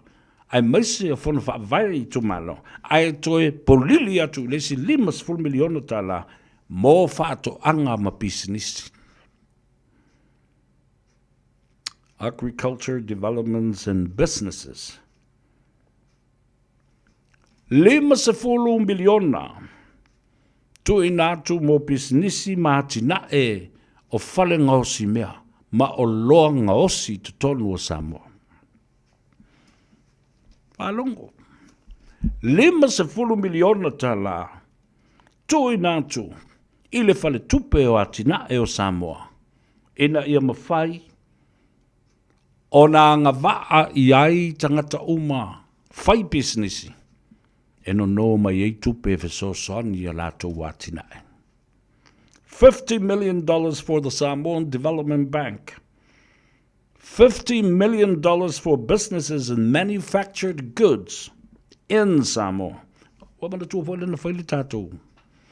Sa o iai fo i taa i na o le mata upu le nā.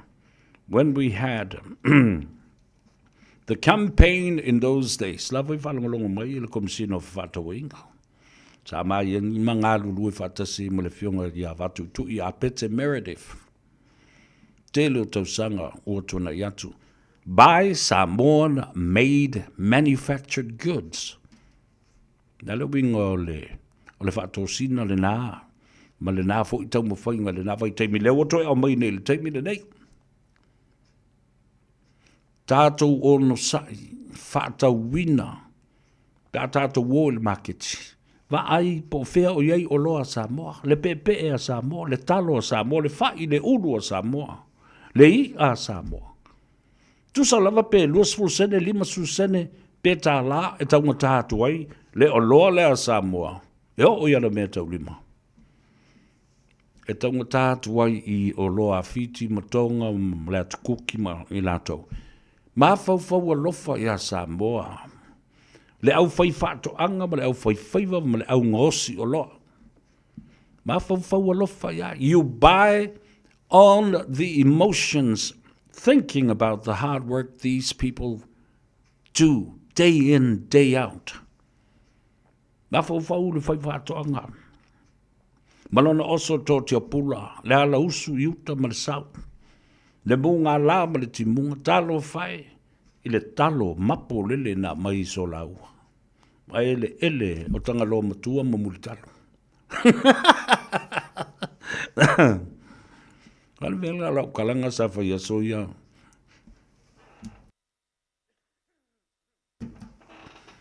Na le tau fasi yo a ue. E fai whaato anga mātutua fo le makiti fou i asoia. Pe lima pe ono au tangatalo e avatu. Ele umbianga ka ngafola au kalo ai umma. O afu te ule vale ama o solo i nama. Ma o tango whaaleanga mea mata ana i to ina o mai tuai le whanga ma o mai i lea nuu ma lea nuu mai tua.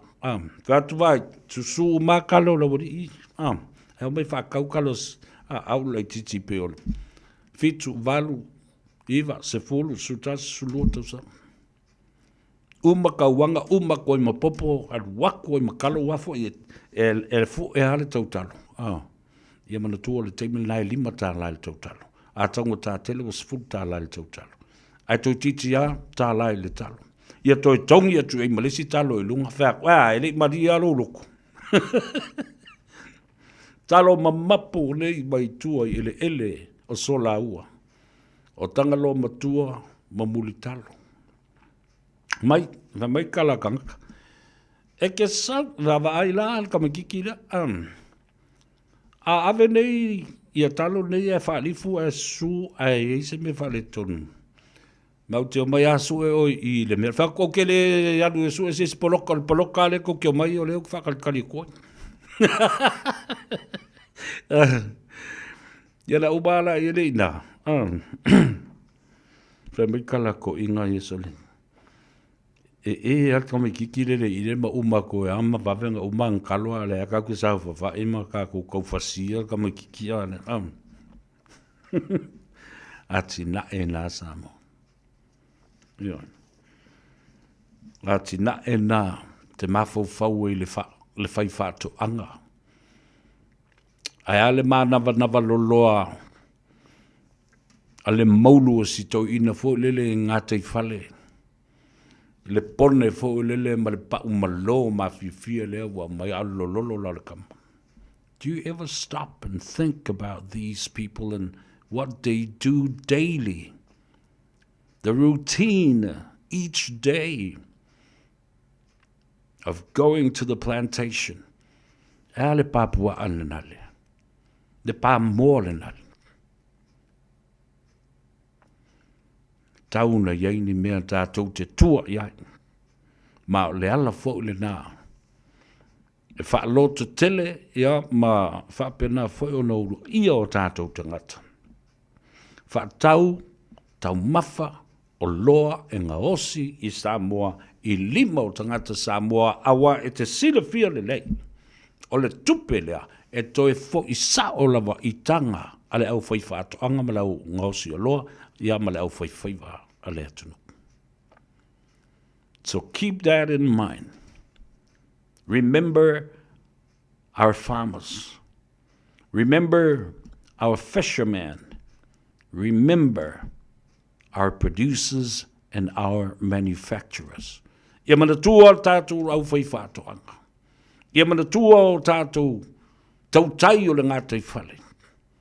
Ia mana tua tātou au whai la whamana. Ma ia mana tua ia le au whai le au ngā osi o loa. Tā ua tele ia nā vaenga. Sau vai e lola nau e sila fia mea o wai. E le toe whaasalau ina lunga le tātou por kalame a wālanga. O le nā ua lau sila fia umai le atunu o e lo malas.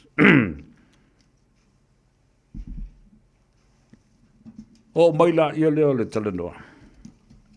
Lea ua iai le selau tā la selau miliona mō turisi. So se tuai ngā tina e mō turisi. A whai o le awala i nei whale, le ai le ngā I tai le matawhanga. A whai o whale te tau na toi whale le ma toi ato. Lea leo, se lau miliona. A whai o ni no whanga e whai ai barbecue e otu ata ngata la tau ia e tā whao ma ewa ma ainga ma pingi e lako barbecue. Ia mama o whale ui ma whale ese, whale le tā ua tulou whafonga le atunu. O paipa e mawhaio na tā ele matafi e se ai ia le sami ma whaalanu ai le tangata. Ioe, ole matua tāu. Ole matua tāu o le nei wha mama a venga. Ile se lau miliona tāna mō le tausanga. Tele atina e mawhai. Ona whaatino ai. Ona tātou se e maila ia lea. Le ngata lau umlau whailo atu 5 miliona tala. Bole whale tupe o atina e o Samoa. 5 miliona. Mole EPC e toso fua ai. Le tise mo a inga mātitiva pe a whai ua mamao tele le mea ua a ngai ai. A inga mātitiva mautua. 5 miliona tala mō tālonga. Sports and recreation. Amazing.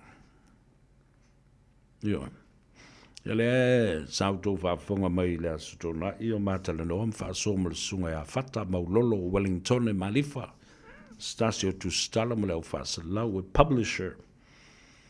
Leva na tautua I lona uso le fionga ia Savea Sando Malifa e ona ia le newspaper o le Samoa Observer le Sunday Samoa le fionga fo'i le tamaitai pule le fionga ia mulianga tele Gina Sando Malifa ma le au fai ngā ruenga atoa talo fai le levo tau sanga o fai pēr le nei ngā ruenga o le tau ma fai e su any sponsors man company e fa soani e fa tupe mana onga o le tātou au. I le tō tau fai atu se tala le tele o tupe sa iai sa vevesi e foi. Mau atu ai i le au whaasa le lau mo le au tustala le au fai TV ma le tio i Samoa. E su e le ono miliona mon tupu o le maa au o le atunu.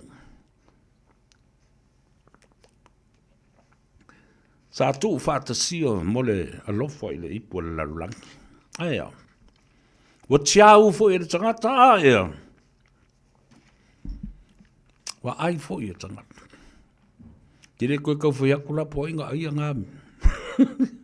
Yoi. Ai se sila iei. E ai e isi tangata hafo o tangata le atunu. Ai whale tolu o i le tātou au. E ai e isi tangata hafo le alofa tu lai o le atunu. Ai whale tonu ai le au a le atunu. Talo si ia. Nila ia alofa ngia. Alo matama whanau o le atunu. O le fo i nei le tātou au. Aso for reile nei, le test mua i whafo mai. O lau whanua me ele o Samoa. Le alo lofo le uni lakapi a New Zealand. Ma uki landi nei. Wanga ai le malai whaavao malo. Lawi loa. Eden Park. One of the most fantastic, well-known, famous landmark and international field for international competition in terms of rugby. International rugby. Ale la fa mga kalo ilman samo. Ale o te mo vo le ta alo ilman samo. Ya. Tu atu fo I lu mole fa funga mai le tunu. Ah. Le yalo fangia o le ta o le fitu le afia. Ai mana le tato va ve ia. O se taimi o le vai aso le nei. Ya o le a mo ai le avano ai fa funga I le tunu. I le whaalau I loa ino le tusi o lo iai ato le pola kalame. Ia masina tala whaasalopito le tātou au maskotilani. O ata o tamata alo. Manofuanga e a fio mai ai. O lātou tūlanga. O tala patino ia I lātou. O lātou a inga o whea. Kalapu o lo o tā alo I nei tama whanau o le atunu. Ma o se talonga mua fo I lea talu na filfilia. Le tātou whaia o ngā ulu fau. Lea o sui tūlanga I le sunga a mase. Mahonri Swalga. Te le lopo o whea ngā I ele whamsnonga le sunga a Mahonri Swalga. But o le tātou whaia o ngā ulu le nā fau.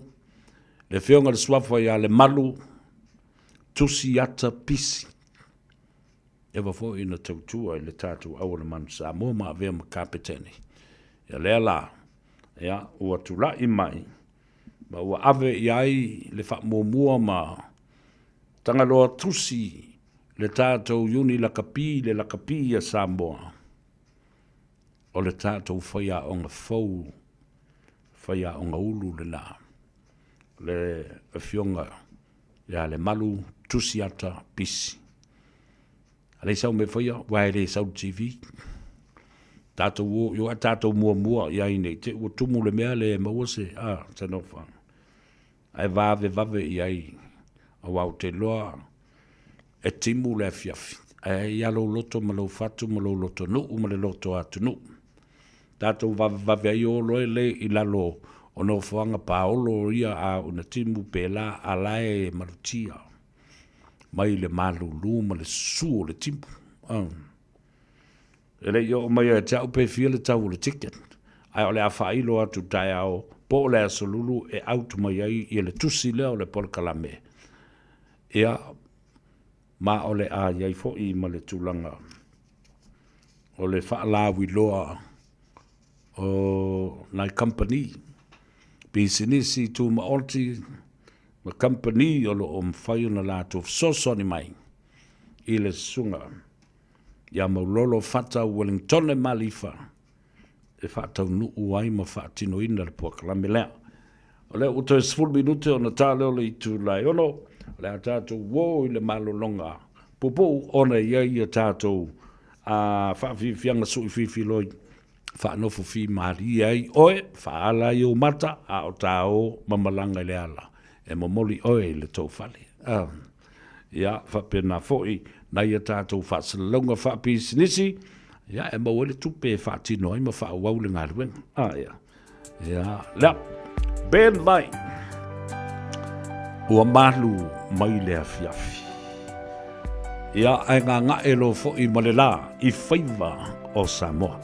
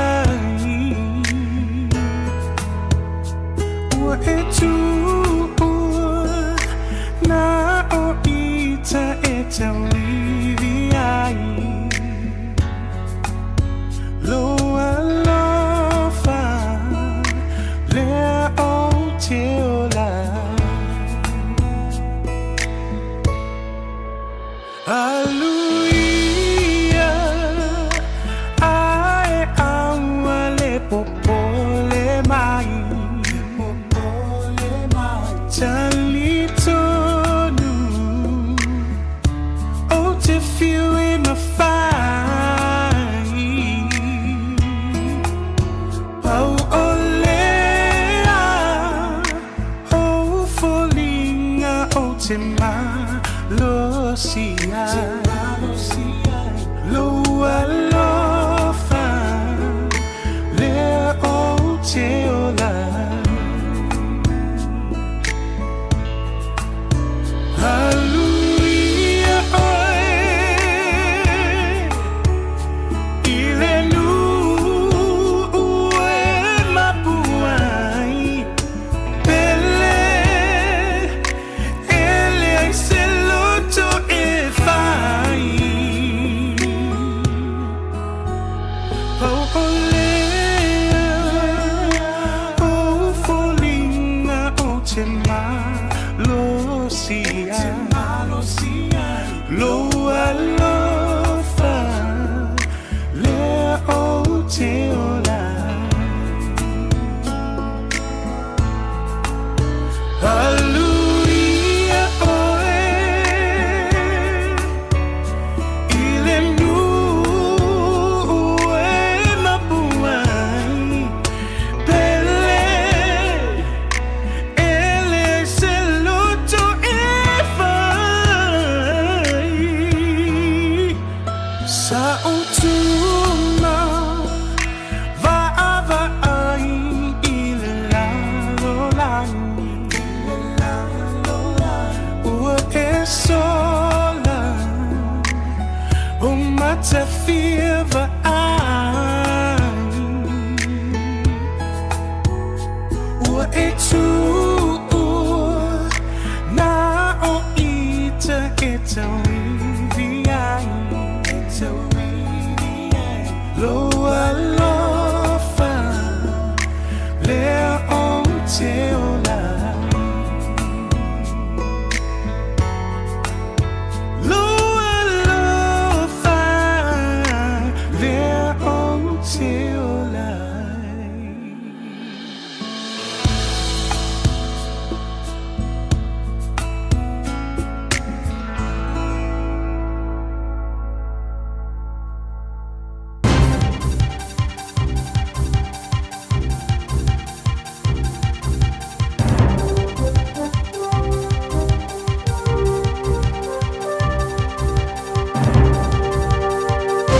In this update, the government's assuring industry groups they'll still have influence as polytechnics change.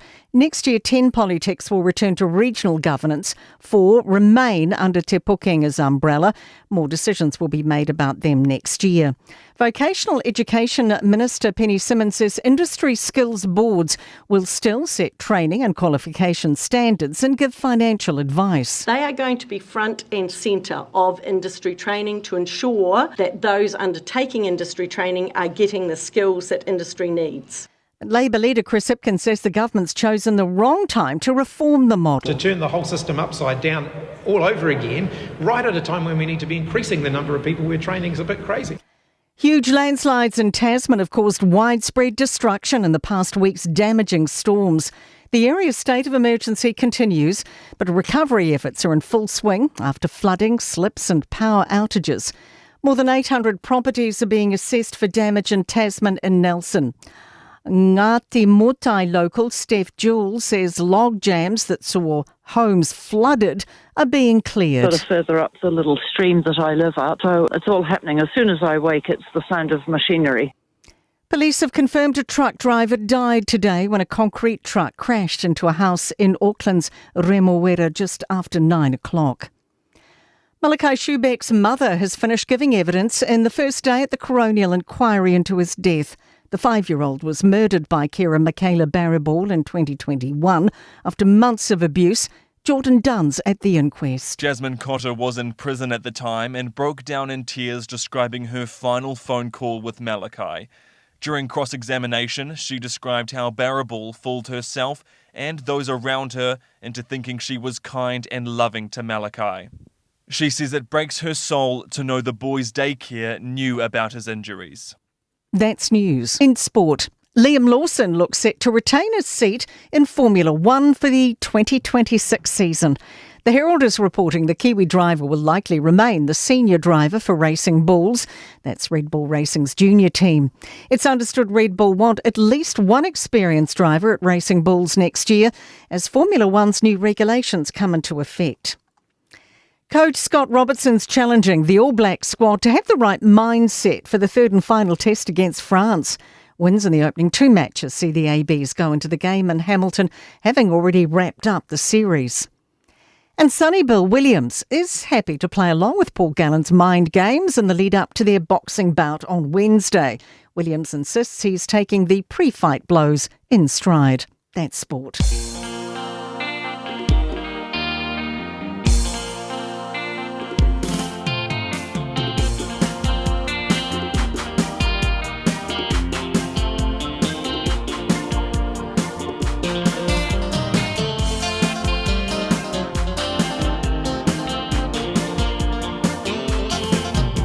Te sei mana ia e tuku te le matala ua se sala le manoni ua so o i Samoa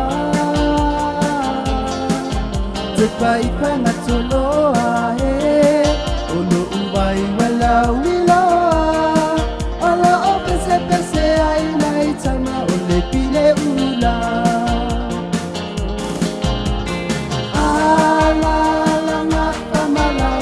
no ko faleani awa ete pa angalorina ona itama ole pile ula ufine pa apito osia faitana tautuana lewi iwana avetopina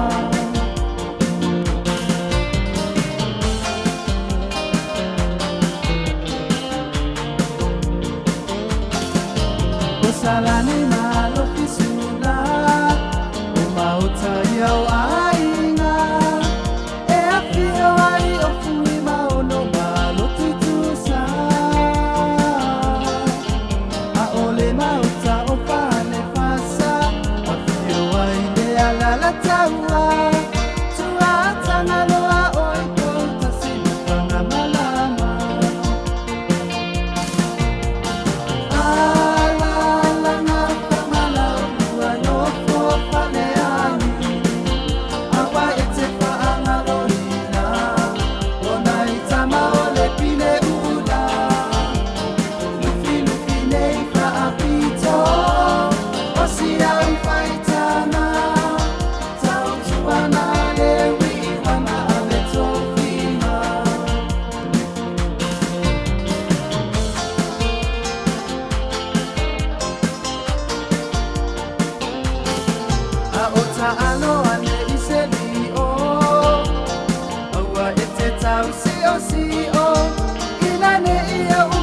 le Faiva utoloa paululoa eleilo a eta aloa ne isekirikiti wailoa ai palea lili ine ulalo usei wailoa ai onai ali ala langa kamala ua no fofaleani awa ete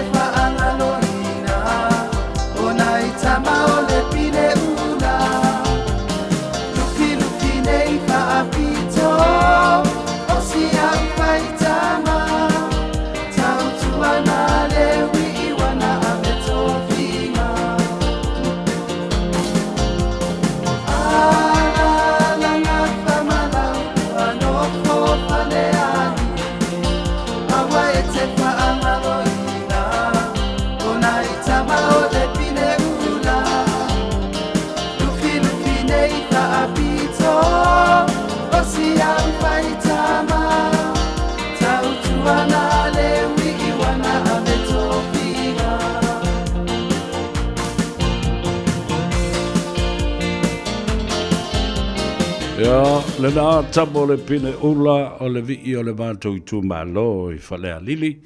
Ia, e whatālu whātu ai fōi. I le pa ia māwalunga le ala le nofo.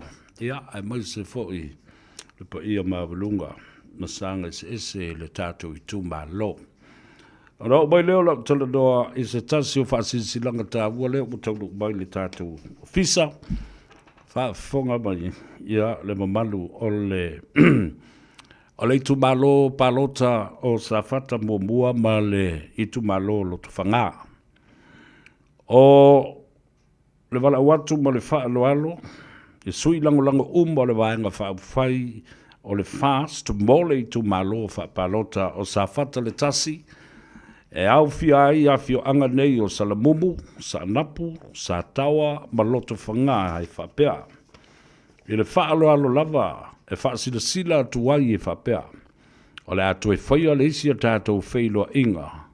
A sui lango uma o le tātou I tu malo, mo le wha mautuina. O le tātou sa ilinga se leni, e ta wala atu lea I le tausala, e tusa ai ma le auta singa I le whono ua mai a. Mo se visosali mo le tātou sui tau wā. O le fionga ia anapu seve te I fui mono. O le a whaatau ina lea whailoa inga I le aso sa a saundei, le aso lua se fulu le nā. O le masino I ulai lua fe lua se fulu ma le lima, I le itu lai wha I le maota o Samoa.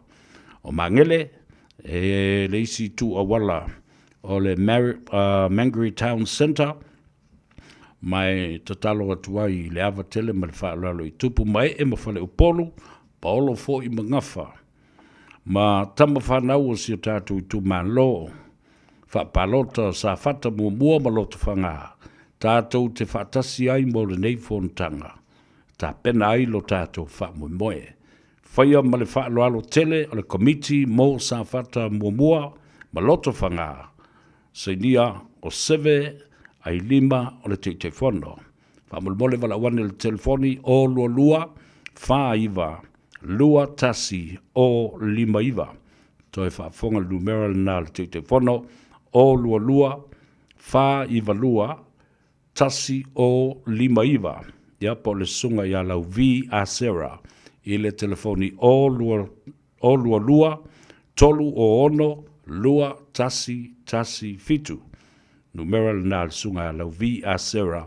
O lua tolu o ono lua tasi fitu.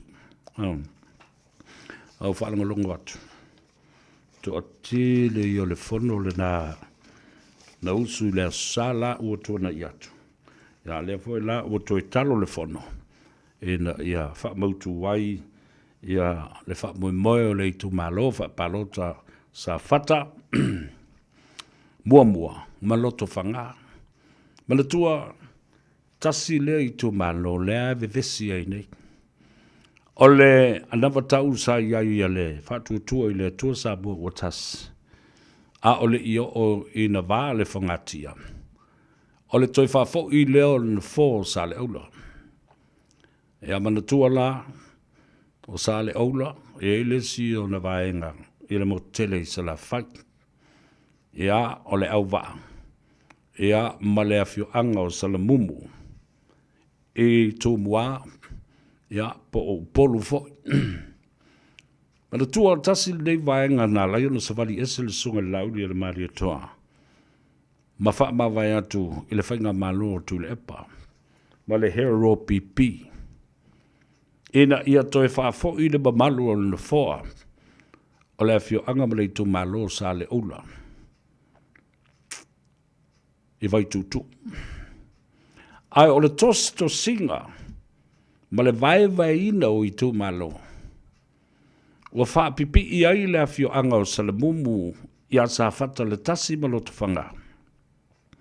Ala leo le maali li tele o tangata o le tu malo o sa le aula. Ma le tofi o le malai vai tutu. La le ute whaalongolongo atu I nei. Ua pipi I whaatasi a nganga maloto malalango whaatasi foe. O I tu malo umanei, o nuu umanei e tolu, ina ia toi whaafo I le nufoa o sa le ula. Lea ua tu lai mai ai le whailau tusi, o le vang whai o le whaatuatua I le atua Samoa o tasi. Le tau whai alo fipo va au. A whonga mai, ia le na. ta ua le na o le whaasisilanga leo a watu nei mo le tu malo o sa fata mua. No mai leo le sifo i tātou whaasisilanga leo o wawai atu nei ai. Mai i le whailau tusi a le vaenga whai o le whatutua i le tusa mo tasi malona au ainga i au kilandi nei. Whaasisilatu mo le nganga whaaloalo i suyus fona uma o le ainga whatutua i le tusa mo tasi Fast Supporters Group i au kilani nei. Ai le nganga whaaloalo, whaasilsila tuai i le tātou ainga, o le a whaia le isi a tātou whono wha le masina, i le vai aso nei, o le aso luas fulu le aso sa aso nei, o le masina le nei o Iulai, i le nofuanga masani, the Olds Rugby Club i o Tāhuhu, i le itu live whai le fiafi pe a mai a tau mawhitanga matali ngā sua o le Sampati. O le mala au atu lea ma le nganga whaaloalo. Tā ua ma tā upu o le a tātou talandoa ina. Ia wale tātou wanga i atu. Leo te wawa i atu. Ia tā ua le mele. Se lia i le lua se lau le au malanga. A le whatutua i le atua sa mo o tasi. Lea o lo fau malanga a o le whaia le whainga palota i le aso lua sifur ma le iwa o au kuso. Mana i lana na, tātou whailoa i ei fōi. Ia, matala noa. Ia le ase mea ma whaio na whasosoni e tuai i la au tō whainga malanga tō tele. A lolo tō tele ma le onsai. Ma le whapalipale. Ma whai ei ona o tō o atu ma le loto atoa. Malo si au i le ainga le whatutua i le atua Samoa o tasi. O wawai atu we lua i o konferenisi te tele i o lo whatino i Samoa. O le konferenisi a le Peace Chapel i le lalolangi atoa o wao Samoa lo o ta iulu ai i lea foi e kalesia ma lea tapuainga. Ia, o fua lo whatu i le au sufono i le au whawhiangainga. O sui o le kalesia ma ona teitai ia a o whenga iai ia ma le fono telefo i a le kalesia. E le ngata ilana ia o lo o whapena fo i o na usuia o le fono tele o le konfelenisi a le e kalesia metutisi. Ia o lo whatino le nā i le malai fongaa ia na momoli iai lapa o malo. Ai tō ai le pule ana nā whanua i o lau ele ele ainga i le tai. Ai sunu iai la whalewe ua tau nuu le kalesia metutisi i whale u mautu wangyangi. Le whale manono ma le ainga i le tai. Ea, e maanga iei o whale penga le mako ngua, ma le mako moku. Tā ua tele. Patalo whapitoa le ta malo lo man malo ma le whalitua. Pea whai ua to ai tau no o mai i lau whanua me ele o Aotearoa le sunga le ta matua le to ina malo lo man malo. Ma mea tāni elu ma le whalitua ma le no whalo ma le ngalii. Ia o tau no mai le whainga malo longa. Pei ona awai e tuai Hawaii. Patalo whapitoa lava le sunga le to ina. Tine tali ngafa. Reverend Elder Tina Tali Ngafa Malefaletua ya Moe, ma se fo le no falo ma le ngali il mamalo le kalesia ma le pulenga le fakasa i kalihi. Ya, faftai tapu ai mai, faftai fo i talo mai ai mose. Yo. O le fafale le malu e o le ofinga luenga, o lo ngadu due le temi le nei. Ya mai la tau malo lo manu malo. Po o fea lava le tafa o le lalulangi o lo o tau. Whamautu ai, ia mamalo lo, manu malo iai. Ia awele ingat, o tau lava o mea lofa le atua. O tau malo lo, manu malo maile ngā luenga. Ai o lo o iai le whaamaruianga o le sosia o le ngā luenga le atua. E tua atu iai le whaife au fau, masi ona whale tua, talavou, e fau. Ala wala me tupu tono le kalesia. O tau nei malo lo man malo mai. tolo pulo ya tau fa malo le ngā lue male. Ma ele ngā ruenga le tua sa tau swaswai le puvai o le ola. O tau a vea masili anga fa le nganga o le ngā ruenga le tua. Ia.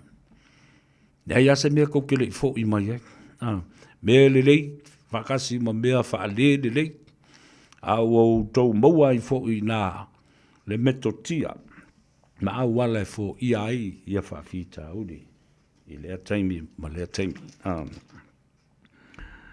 Ona, o wawai atu la ia lea. Oka.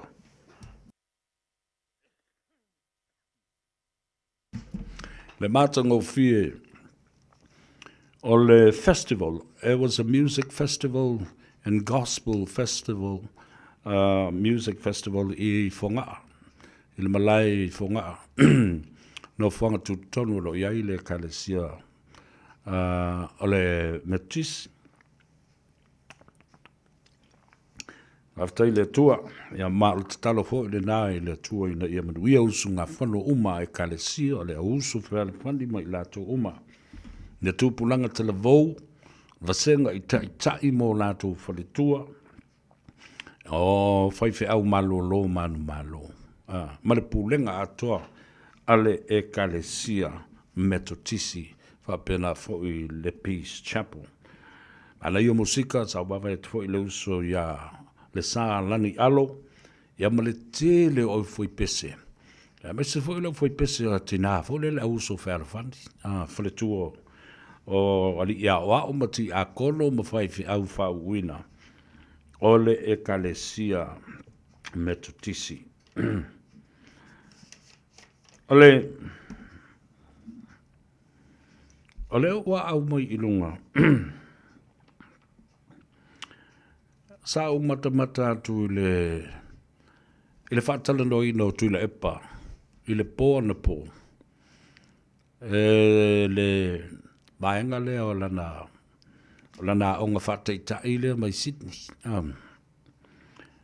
You know, when I was watching this program, as he was interviewed by these people, I can tell and see the frustration and the anger that was reflected through what he said and how he expressed himself. Oh, Lord, le lava, le tūlanga fole le whaingatai le toina. Ona ua tala noa le tele o anavatau le whatutua le atua Samoa tas. Mai o te tonu foi, e le whaamalia lava, le loto le toina. Tasi lava le te ngata. O lo manao I ai le sunga I atu le epa. Ina ia matua I soli pālailai. O le sunga I le laauli le mali atua. And it's so easy to see through and through the desperation and the frustration that shines through and reflects through his words and expression. Nei loi la ile. Ona matua te lea o mea lai ngaloa. Ale toina I le sunga lauri. Ele ngata ile fa mai tau na o la uli mana na vaenga o e fato ese ya firme o ia fo ina sau noa o la e soli tu la fono firme ma soli fa vai ale u fa mai e tutuli la auli o le o mana fata o to la fua o le lato anava tau ale fa mai ko e fa ko ese mo ko I fo ya firme ma to e fa me fata se mo firme I can tell that I can see a personal vendetta through this man. I will to sila lai o le te mua le nei. I le sailinga o le pale mene lo na sfulma le valu o le malo tu tasi Samoa I le whainga palonta leo le awhai nei. I le asolua sfulma le iwa o le masine o kuso. Taimi mo mua lea. O I lato uma nei o te itai. Wale o toe iai le mea fo le. E alu sa o loto tui la epa. I le whainga pālota le pā. Ua iai le tangata o le ātau vā ma le sunga atu le epa. Ia. O le iai le tangata. Ia le nau tu le mai le. A fionga ia tupua, Ioane tupua. O le whātua tua I le tua Samoa watas. A tātou tilo fo I mamata I tuina lea tūlanga. Le mea tā ua I le. Le wa uma, le stala. O sui tau vā uma. Se lau wivas fulma le lua. Sui tau vā uma e whaapopo uma lava sui whaoriori. O le matuatoa tele lava. O sui whaoriori e lo. Tu mo la tu tofio I tu malo. I pāti ese nei. O le awhi nau ene. A le mea tāua. Wa uma na saini uma pule nuu masui o tamaitai. Le la tātou wō nei. E le tūlanga o le whaawasenga ina mai. O le taimi.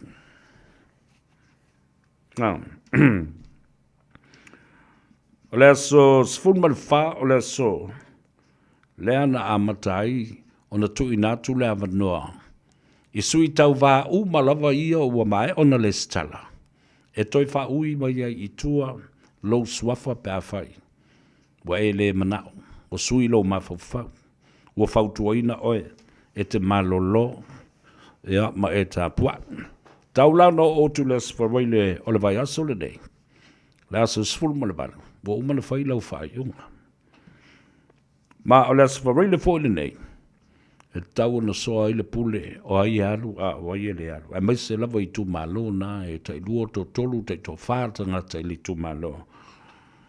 Mai sui o pāti na e to lua to tolu nisi o tamu ai.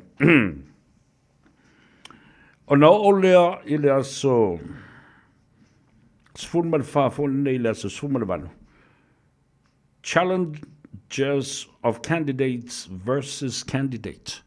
O I fo I le vasole nei, I wha ulua ia mau tautangi fo I lele po o ni wha sea, a leisi sui wha olioli tau wā, I leisi sui wha olioli tau wā, I ona anga wā, po ni soli tu la fono, a o le ale mea, ua le tatau wai o na anga wā e alu I le panota. Po ua whasiringia fo I, ni ona molianga, wha soli tu la fono, ma whasiringia fo I le tūlanga, o le whaatino ina o lana montanga. Wha le lotu. Ia po le montanga fo I wha le nu. Ma e te tau no o atu le vai aso lea aso sfulma le valu se io o le aso lua sfulma le lima. Le aso farele le vai aso lea. Ua uma o na tali uma ia vaenga ia. O le tali mai o lea sui tau vapo lea sui wha o lioli. E winga le mata upu, ale tangata le whaasanga ia teia.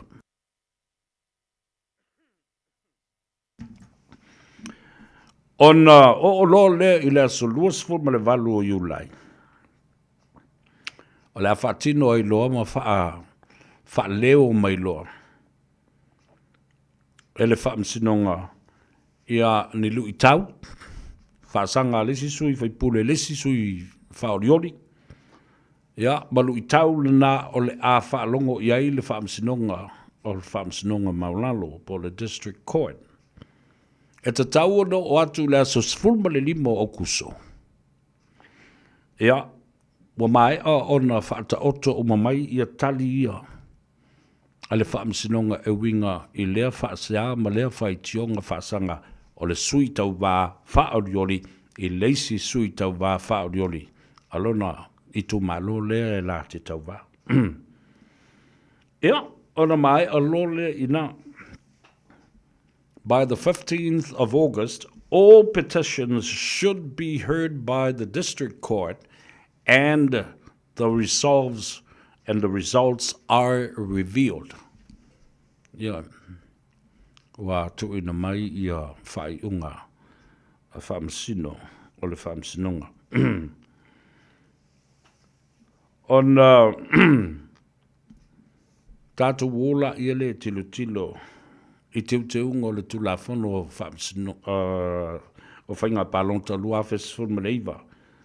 Te tau ai ona mata I tuina ia le teimi leo le whaalawi loa ma le aso sifuru ma le wha o iu laitsa I o le aso lua sifuru ma le wha o au kuso. Mana tua, tulafono ia, rules and regulations, e le ini o mani tufa ngā tupe e whai le teimi le nei. E le mawhai fwoi as a committee ona o e ave ni tangata palonta I le pusa palonta. Le aini mea ai e whaia. Le ai lava seisi whaato sina e whaia. Sei wanga na ala mea ia leo o mariri e isi a wali I. E o e tufa tupe a one ia I lasi se fustangi marahandu ave sana tangi fo. Le o whaia sa fotu ma manas. Le ai se vaenga. Na pau ane yo mea e te tau ona o e whaatino e le whaalawi loa. La unga, whaalawi loa lo wanga waa. Mauta mai, whaonga ai le social media, whaonga ai posters e iei lo wata ma lau papa ma mea whapena. Ia, whaonga fo I whailo ilo. Ia, e mai se fo I meo tama I whasi pepa fo I o pamphlets tau te o le pe e tufa I. I fo I lea I pusa melia le nei e tanu ia o te alu atu sao le mea le limo. Le whasi pepa le na o se pamphlet I limo tangata pānota o lo I tu malo. Ia wam whana whaita waila ia lea o ai lea, o ai pai lea, o la whai lea, o an iona to mai o an iona. Iona anga waa ma mea whapena. A o lea sana na vatau. Ma o I foi. E te tau o na mana tu ai. Aua I whaafewhea oi. I lau ai ha te tau e whaatino ai lau palota.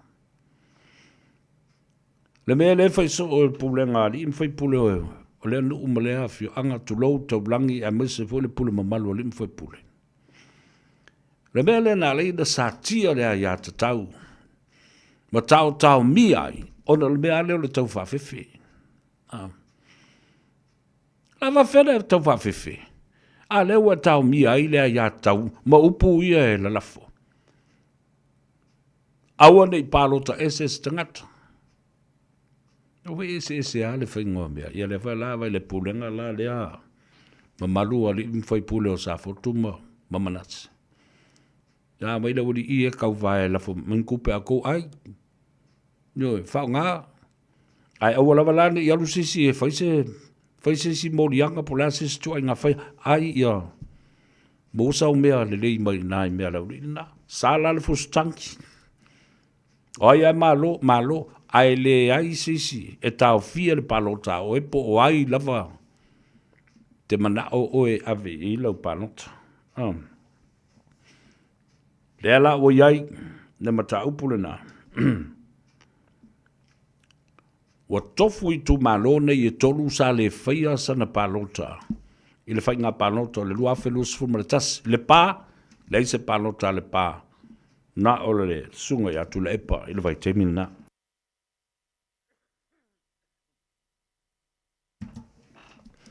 Palota o le lua whelus fumarelima. Pa e inga lona sfurma le valu o le pā le mene. O lea whai le whai ngā palota le pā o iai le sui o le fast e tau vāma le sunga atu lepa. O le palota alu tufanga sa le aise palota. Wana o fia me le sa whapito sa tasi ai nei tu malo. Wanei o suia e lua sui o le ātā momo e mai ai I. E ai ma le sui o le fast. O le afi nau mai ma le awhionga le sawhapito, le pāle mia o le malotau ave mai lotu whanga. O mai I whaleata.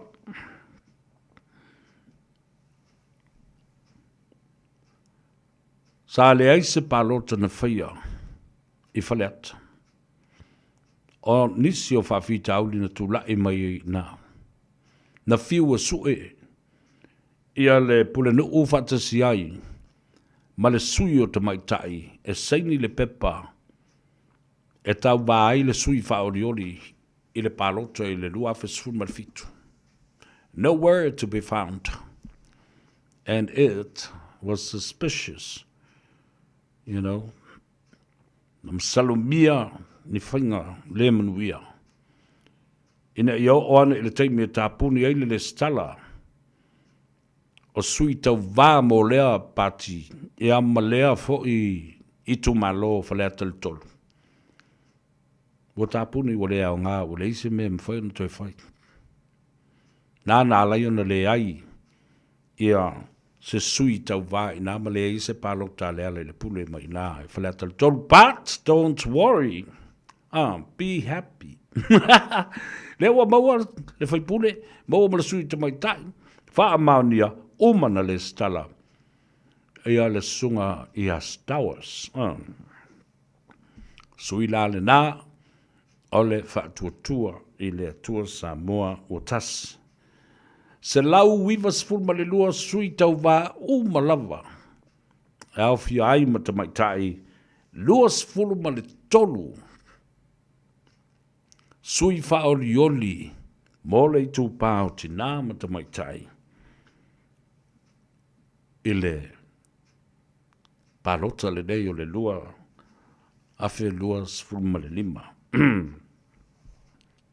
Sila ile saunoanga le sunga lauri o le tātou poloketi o le tasi le miliona tā la o le awha uwau.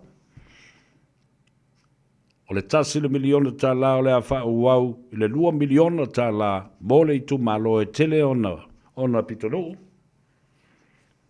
Lima sfulma le tasi fono whawai wa umona whaia. De lala u whaia tu nei.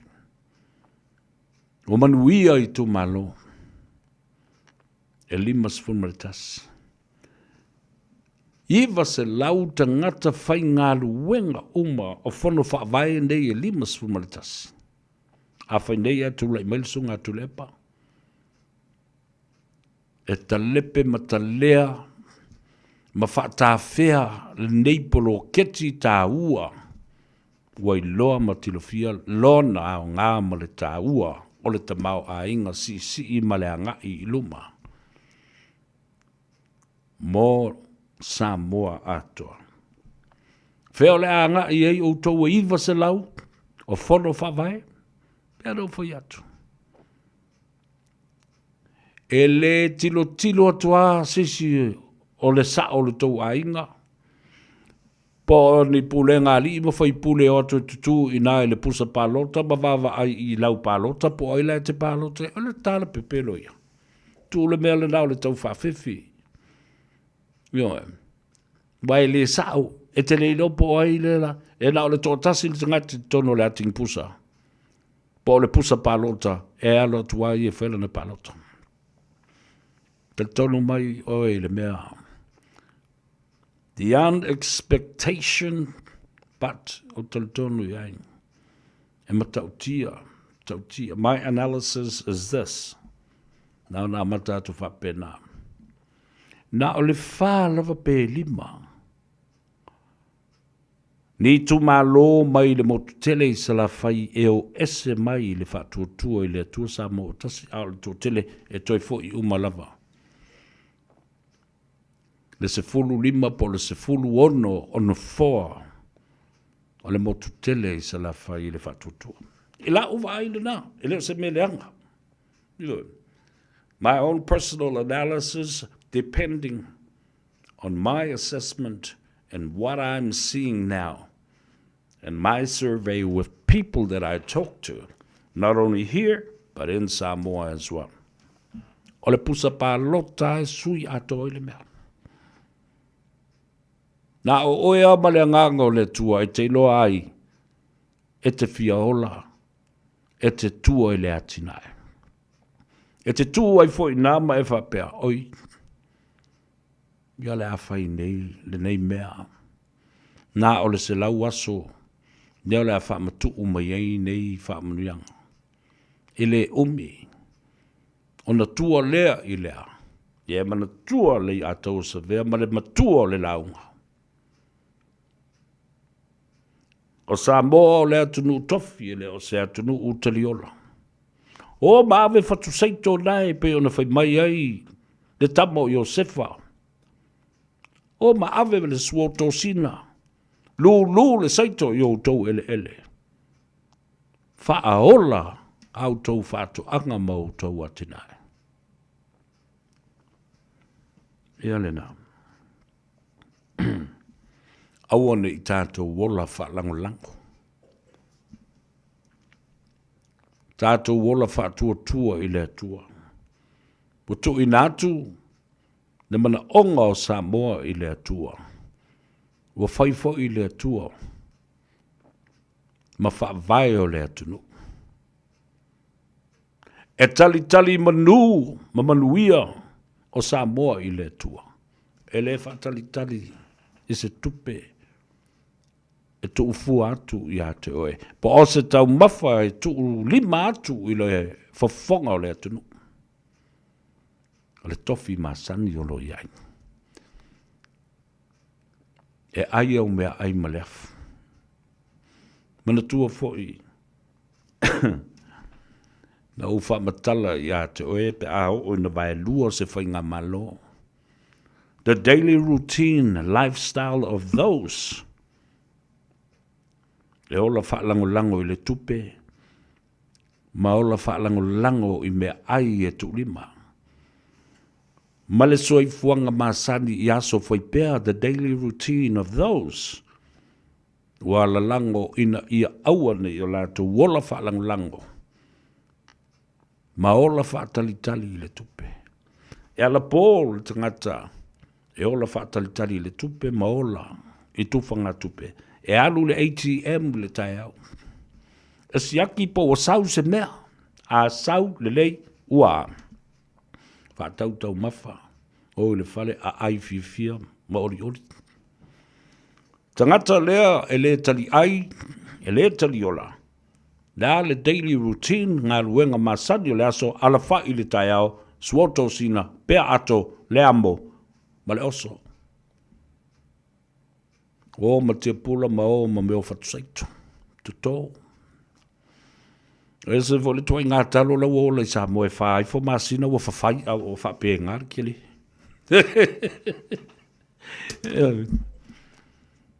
O atu tangata ia, daily routine, ia o le afiafi.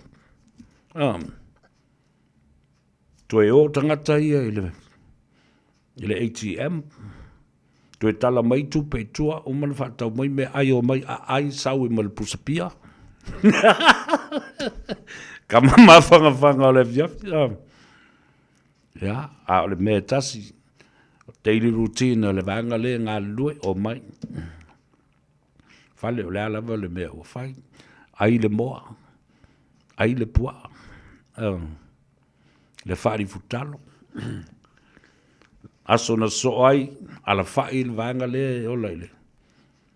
O tu le ATM tu atua ai lele mai, ai follow a koe le card, le bank le card, le ATM le card, ia kiki lo mara nguku o le ATM. Masingi. Yo. Ia ai tu mai malwhanga pusi o leo ngā koso. Ia o si au vanga bomboe malolo kau I misa pa umala ko ngā pia. Fatu e voi. The lifestyle is going to be so different, but the limitation of the actions of what you can do with the money, and when it stops, the buck stops there. Ai alata masao ia whamasina wa whawhaitalo wa ave o wa whasi le povi. Wa fasi le pua wa vai tu le vanga le o lai. Wa manongi mai. Pisi taulanga o lai osi le. Le manongi mai o le pua ala o. Le mei tua o lo. Le o fa vai. Ai fa supo le moa. Ai vai ku kau mai mo fifi o le pua amal pofi. Dei ma se me kia ia o I kapu vai. Ui va ku moi. O kipi e soko mara isala e luma. Nā le mele o tupu I le mele. Can you observe and draw some results from this kind of model? Yeah. Yeah. Fatalo fatuli pafuti. Da Vinci Leonardo Oto umalavolo lungo le tato apio folinga le sunga pali isina limps leo papali fatalo fatu. Watching you le yato severe from my beautiful island bay. Talo fai ya malo after le tuolo mola no. Sam Johnny Kalameli Sanele talo lava o mama. Where's the money going to come from? Yeah, you tell me that. Le lofia ana ayo mata talo fa auto malava olo ilunga le tatu apio for things over to po ile anga I mai olsunga ya sau. Ona tawalunga tuaile ai le itai lava mata upu ole fia fa so ai ile fa fonga le tunu. Pauale telefou lena mo mai nei. Mana tua fo ina lokale uso ya fiu tafia molia. Fiu skuka faumuna. Ya male por kalambe le tama ele. Ya le lofa lava le uso. A lea na toi mou le tala le lama wha maunia mai le saunganga au ngā vaia po le fitelenga po sunga tumana vau le sui le Radio Samoa. Ua toi loka atu nei ma tau fia lo. Ma o le a tau fia I lava wha pena si o le asolua sfulma le lua. O le masina o ke topo le tausanga le nei. E toi tu ai I luma o le whamsino ngai tali. I ona mo lianga. Na toi su e ifo e leo. E ai le molianga le lua afes fulma le iwa. Nā te le ialu ai e tūla I luma le whamsinonga e tali I molianga. E winga I le umia oni la au whaasai. Na masalo po se maruana po se mea whapena.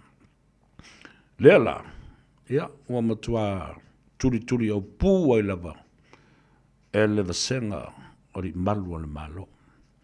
Tasi lea ana vatau mo whatulai mai ele whatutua ele tua Samoa o tasi pe ato e fo I mai. The whole restructuring of the police department and the Ministry of Police. O le ato e whatulanga ma whai umapo o le matanga aluenga o le leo. Ai a mata o na toi whaatu langa lelei. Ma o se mea lelei, ma se mea te tau. Ma toi fwil wha malo ma le on sai. Ia o tou o lo o whaatau tei o le matanga aluenga. Ua le masino lava. Teimi uma. O lo o a ngai pea whai tionga. I le whaatino ina o tiute ma Faiva. O le matanga aluenga o leo. Ia mau tonu ai fo. Ele po le selilo le sila fia le atano. O le lava papale fo o le au whainga aluenga. Mata itai le minista ma whapea fo le komsina. Te lenga o pa au. Longo Filippo whapea fo I komsina lango. O le au whaita ai ma le au sue. Inspectors. Ia whapea fo I a satini mo I lato uma. Le whaingo fie le ngāruenga. Ai o tonu I le toe whaava senga, ma whaatulanga, ma toe pou lelei. A proper restructuring of the department and the management of police and even the academy of police, the training, the curriculum, and back to the basics of carrying out your duties and responsibilities within the principles of codes and ethics. ona tā ua ai lea ma le whaonga ina ma le toia o oina. Wha pipi I ai, I nisi to mai ua le lei maanga wa ai, le ngangana Peritania. Police reporting the principles and codes and ethics of responsibility. Lofa mai le tua vai le tusa so tātu mnuia. Lofa tele le tunu, fa mangalo fo se leo le ona. Ya, o winga na, suanga le vatele au mai avatu. Ya, ma le fa alo le tunu. Ya, ma fa pena o le ano fale o le ngona ma le manatu. Ina ia no fale a satu ia ma. Manino mamala malamba lele. Mata upu ua lotea. Ma vase vasea ma maioa. Ya wane no fupong sa istangata. Ta ua tele le na. Knowledge is information. And information is also knowledge. And that knowledge provides you with the opportunity to make fine, brilliant, and the right choices. Ole whamtalanga e tupu ai le malamalama ma le atamai. Ole nā atamai e whatupu ai le whaia o whaai unga le lei ma le tatau. Mana tua foi.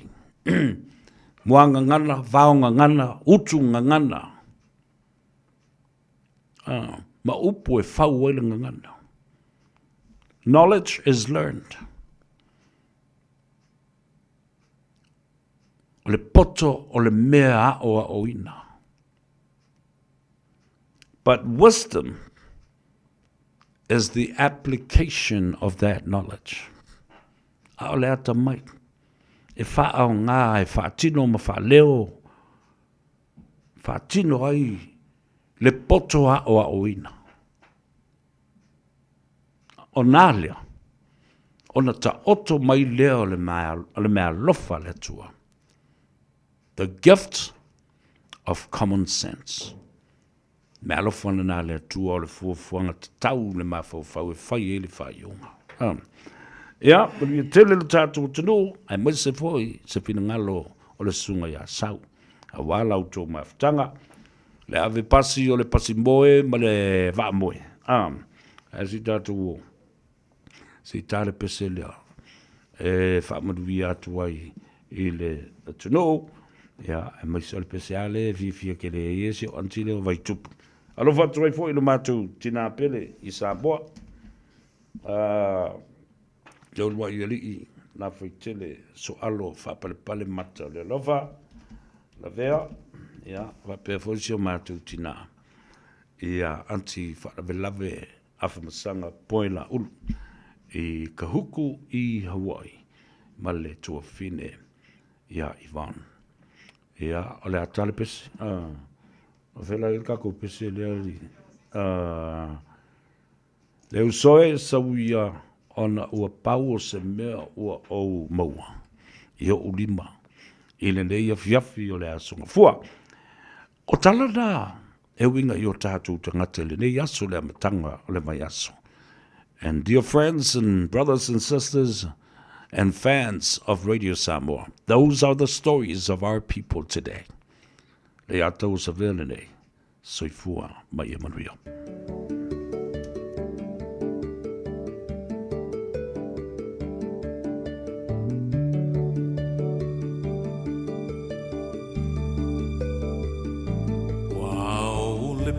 Sa whaapeo na puniti o le la. Wow, wow.